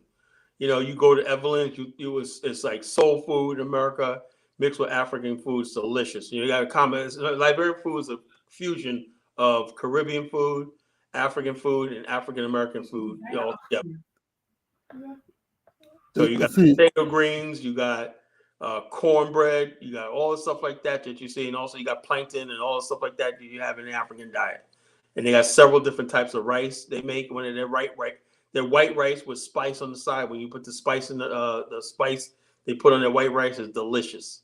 You know, Liberian fish is really good. You know, I mean, you can eat the fish with your fork off the bone. You know, you can eat the fish right off the fork. It's similar everywhere, Kala. Well, like I said, Liberia eat fufu with all kind of Liberia eat fufu with all kind of vegetables. Just the way other African countries are eating it. West African countries are eating it. You understand? So it's not like anything too different. Once you have the taste, why you don't like it? Because you don't have the taste. You understand me? It's not something you grew up with. You didn't eat it. You're more used to the American food like pancakes. No. Check this out. That's true. Yeah, you're more used to other type of the food you adapted there. Do you guys have eggs and pancakes in Nigeria? I had eggs and pancakes almost every day for breakfast. Pancake is not a Nigeria thing. I had pancakes at my wife. Liberia eats yams. Yeah, Liberia eat yam with vegetables, just the way Nigerians eat yam with vegetables. You have to understand. Nigeria, they marry each other, so they eat similar food. If Nigeria go to Liberia, they eat the food of Liberia because they're used to it. They have the taste. Just like Liberians coming to Nigeria, all live in Nigeria, also eat the same type of food because they have the taste. Actually, you can't separate. You can't separate them. You can't separate them. Let me say this, Kidola. I sent Isabella to Sierra Leone with her church back in October, right? And she kept complaining about she hated the food there. You know, I said, "What's the difference?" She goes, "I can't wait to get back to Liberia and eat some Liberian food. This food up here is terrible." I don't know. Who is that? Who is that? Be honest. Who is that? My wife. Your wife. She went to Sierra Leone in October. They're even far closer to each other. They share similar food there. And she said the food there did not taste like Liberian food.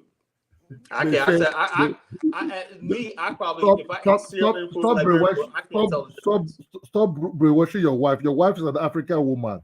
She born with these foods. Sierra Leone and Liberia, they're very close. Was different. She said the Sierra Leone food was different. It's not different. They're causes.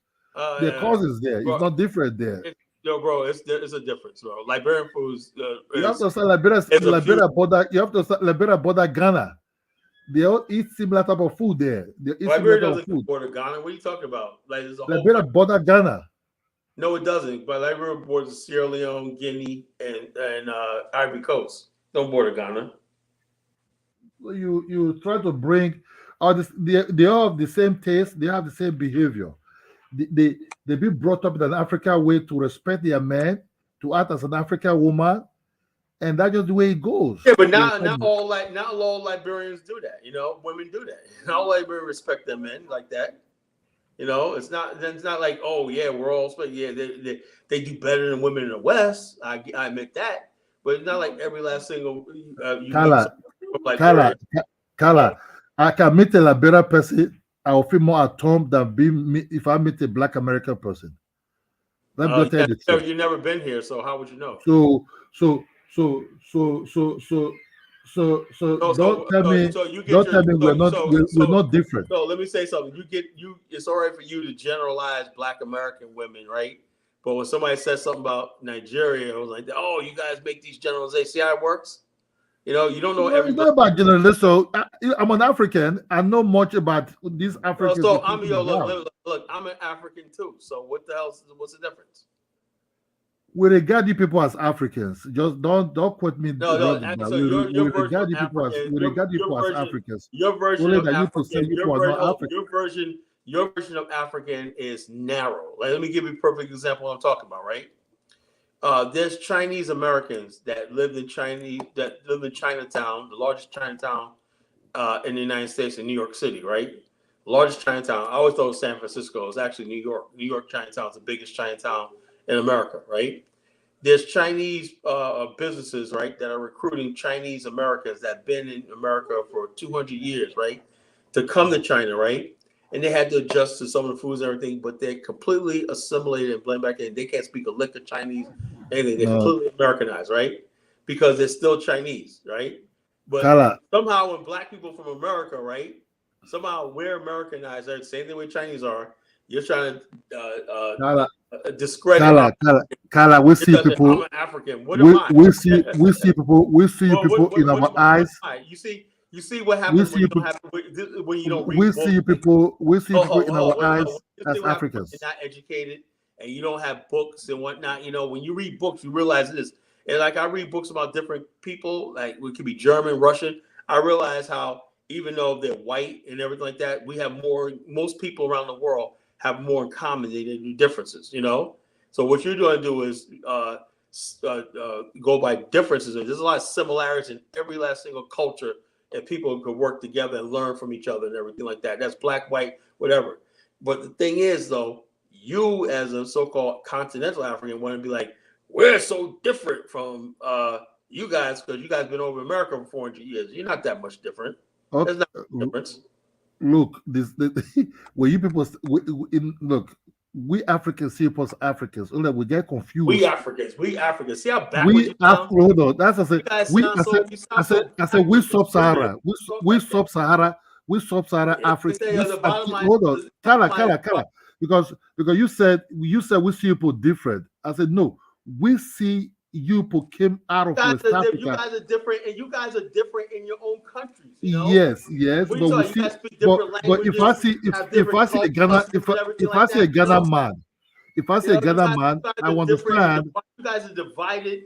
You got the Fulanis right now. They're talking about there's going to be a mass extermination of Fulanis if they don't stop what they're doing. You guys got to have a war with the Fulanis in the north right now. And whatever, but you go back and say you go peace and harmony. Come on. Nobody exterminated the Fulani. The Fulanis are part of us. The Fulanis are black. Can you make sure who's Fulani, not a Fulani? Fulani militia just killed a whole bunch of people in northern Nigeria a few weeks ago. What are you talking about? Kala, yes, because so you guys talk. So you talk about bullshit like we don't know. Kala.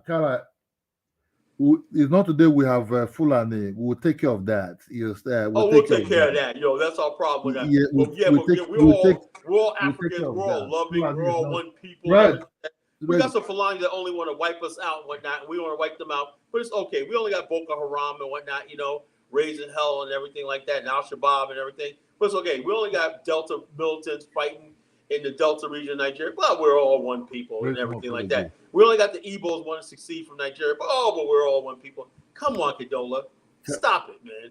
Stop it.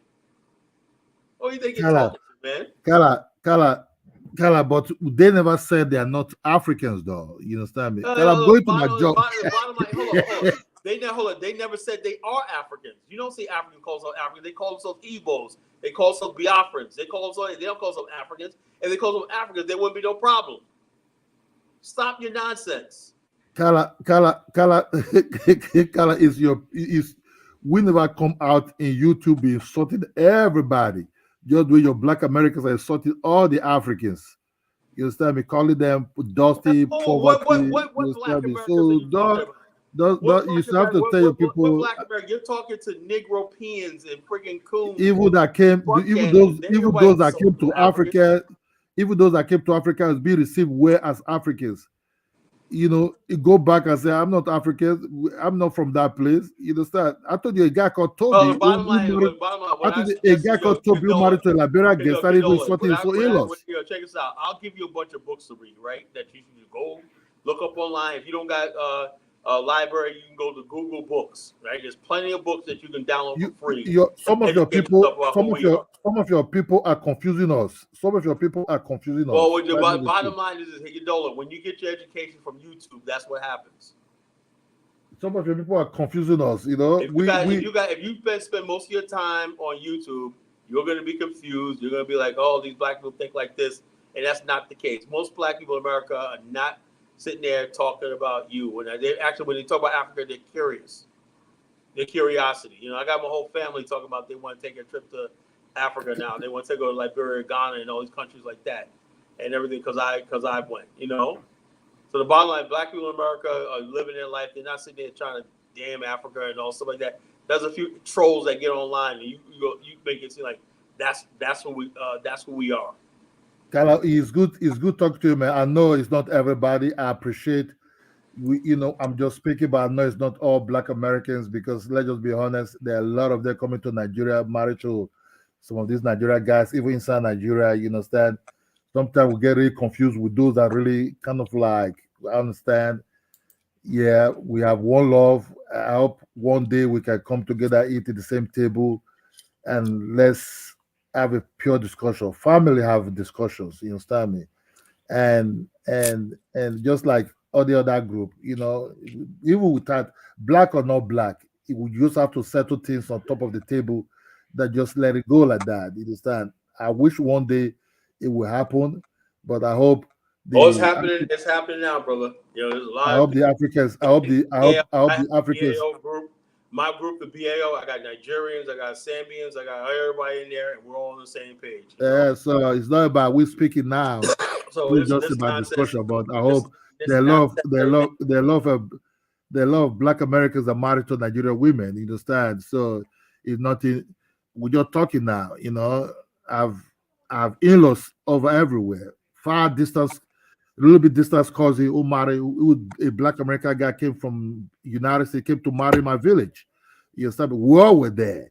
So we're just talking now. So if you didn't love the gay, I think we all have our cons and pro or disagreement, but I think it can be settled as a family. You understand me? So it's not about, I never see you. You kind of look more like Congolese or West African, that zone. So I will never see you as a Kenyan, even East African. I will see you as Congo-based person, West African. That's where you've been built. So would I say Black America, really, some majority of them are built in West African build. That's what we could differentiate between the East Africans and the West Africans, especially those ones in Galagichi territory. Those ones in Galagichi territory, let's just be honest, those are pure Africans. This so-called jollof rice we're talking about, I don't eat the jollof rice there also. The Galagichi also have their own jollof rice. You understand me? They eat jollof rice. I've seen their food. I've seen their cuisines. I've seen the way they eat. That's where my grandfather eats. So there's no really. I understand some of them are heavily missed. Those that are heavily missed, those that can also be very brutal. Both those that are heavily closer to the Africans, the darker ones, just like you. I think that's a total different bug. I'm not trying to separate anybody, but we Africans, we could tell the difference. Those that heavily miss, yes, they have 4 miss inside them. Total different ball game. But those that look just the way you look, because you look like me, that's what I said. The North Carolina, the South Carolinas, especially the Carolinas basin, these are the ones we really see mostly. We want to deep about Africans in United States. This is what we see in the YouTube, the Galagichis, the South Carolinas, which is all the South and the North Carolinas. They are family of the Gucci people, So when we see their food, it's similar to the food we eat here. They eat their rice and toast it up also, just where we said jollof rice. They also eat jollof rice. So it's West Africa of a thing. Even when these people were being uprooted 400 years ago, they still keep the cuisines. They're a mixture of both Sierra Leoneans, all kind of people there, Nigerians, Senegalese, all kind of people over there, So we're just talking now. Doesn't mean that they don't have a relationship with each other. They have personal relationship with each other, neither about marriages or friendship, or people just come get together. So we will fight and make peace with each other, Kala. Kala, let me go to my job, man. Thanks talking to you, bro. All right, man.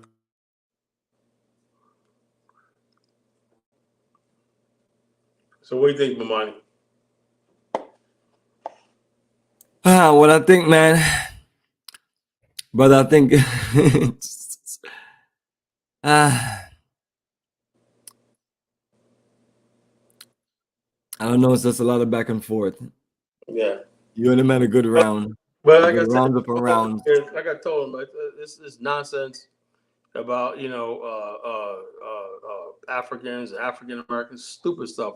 You got Chinese that lived in America for 200 years. They go back to China, and they can get jobs. They can mingle with they can't speak completely Americanized. I say Americanized Chinese go to China all the time, and they can live. That's what China has developed into a modern society. You know, nobody's forcing somebody to speak Mandarin and all stuff like this and doing all stuff like that. They have a modern society, a place in the middle where everybody can meet. You know, that's what we have to do. You know, that's what I like about Liberia. You know, it's a modern society where people could just live their life and stuff like that. There's nobody, you know, saying you got to do this, you got to do that because you're not African enough and all that stupid stuff and whatnot. That doesn't mean anything. What we have to do is start talking about education and industry and building. That's the next stage, you know. Let's say black people could do everything else but doing what's necessary to build themselves up. You know, so that's the way I see it. There you go, family, and that's what we have to do, family. Yeah, we have a whole lot of figuring out to do. So on that note, we're at the 3-hour mark, brother, and I know you have a long day tomorrow, and I need to get me some rest. Yeah. And we can connect back with everybody on Saturday. But you know, all of my information is below. If you want to connect with us, you just got to reach out and connect. Yep. And join the Black African Infrastructure Organization. Download the Global Pipeline, BAIO Global Pipeline app if you want to join with an app and whatnot. You know, contribute some content. I'm gonna upload some stuff soon, and a lot of pictures, a lot of info on what we're all about. And like I said, when we get this office filled up, you're gonna get a lot. And also, I'm gonna build another website for the BAIO in Liberia. You know, a website.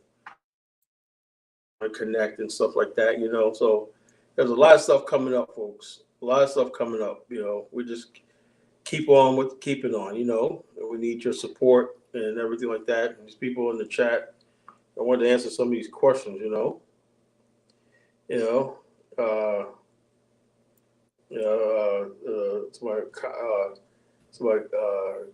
This knowledge seeker talking about, oh yeah.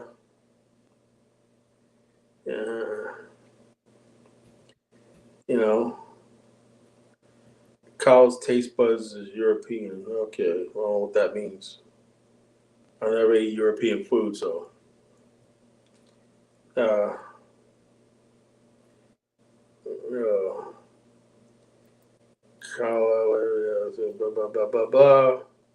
Yes, brother, not much is going on, but good connecting back with the folks. But family, we're got a long work week, and then we'll link up and connect back with you on the weekend. And hopefully we got some more guests to come on and talk and share something good versus arguing and fighting and disagreeing just to disagree.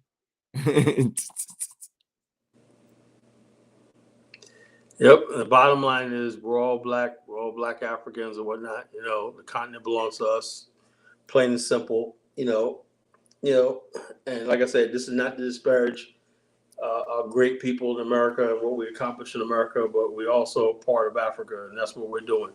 We're securing our African future. You know, that's all. You know, we're doing what's necessary. You know, we got to become a global people.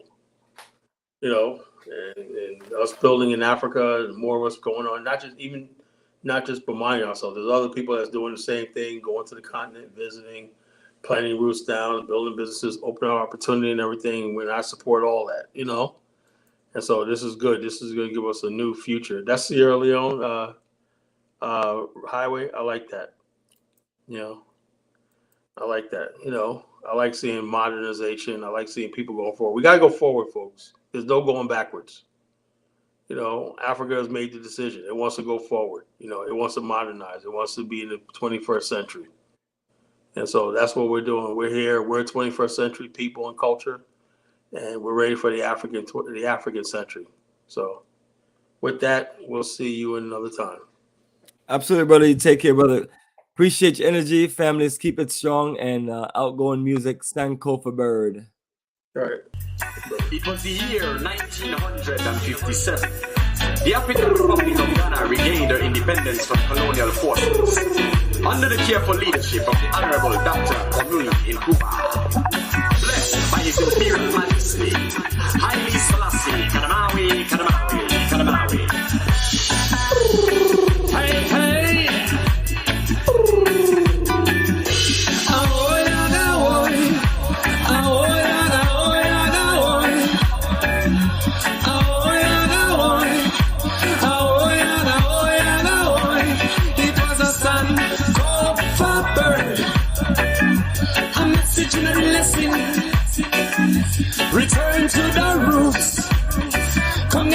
truths and your blessing, son, go bird.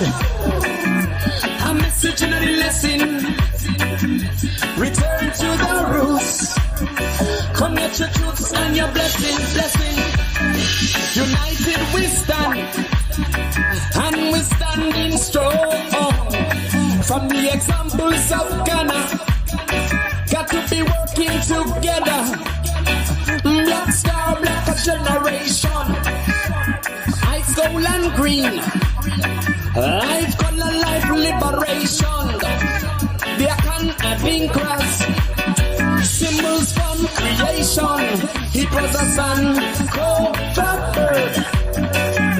A message in the lesson. Return to the roots. Connect your truth and your blessing.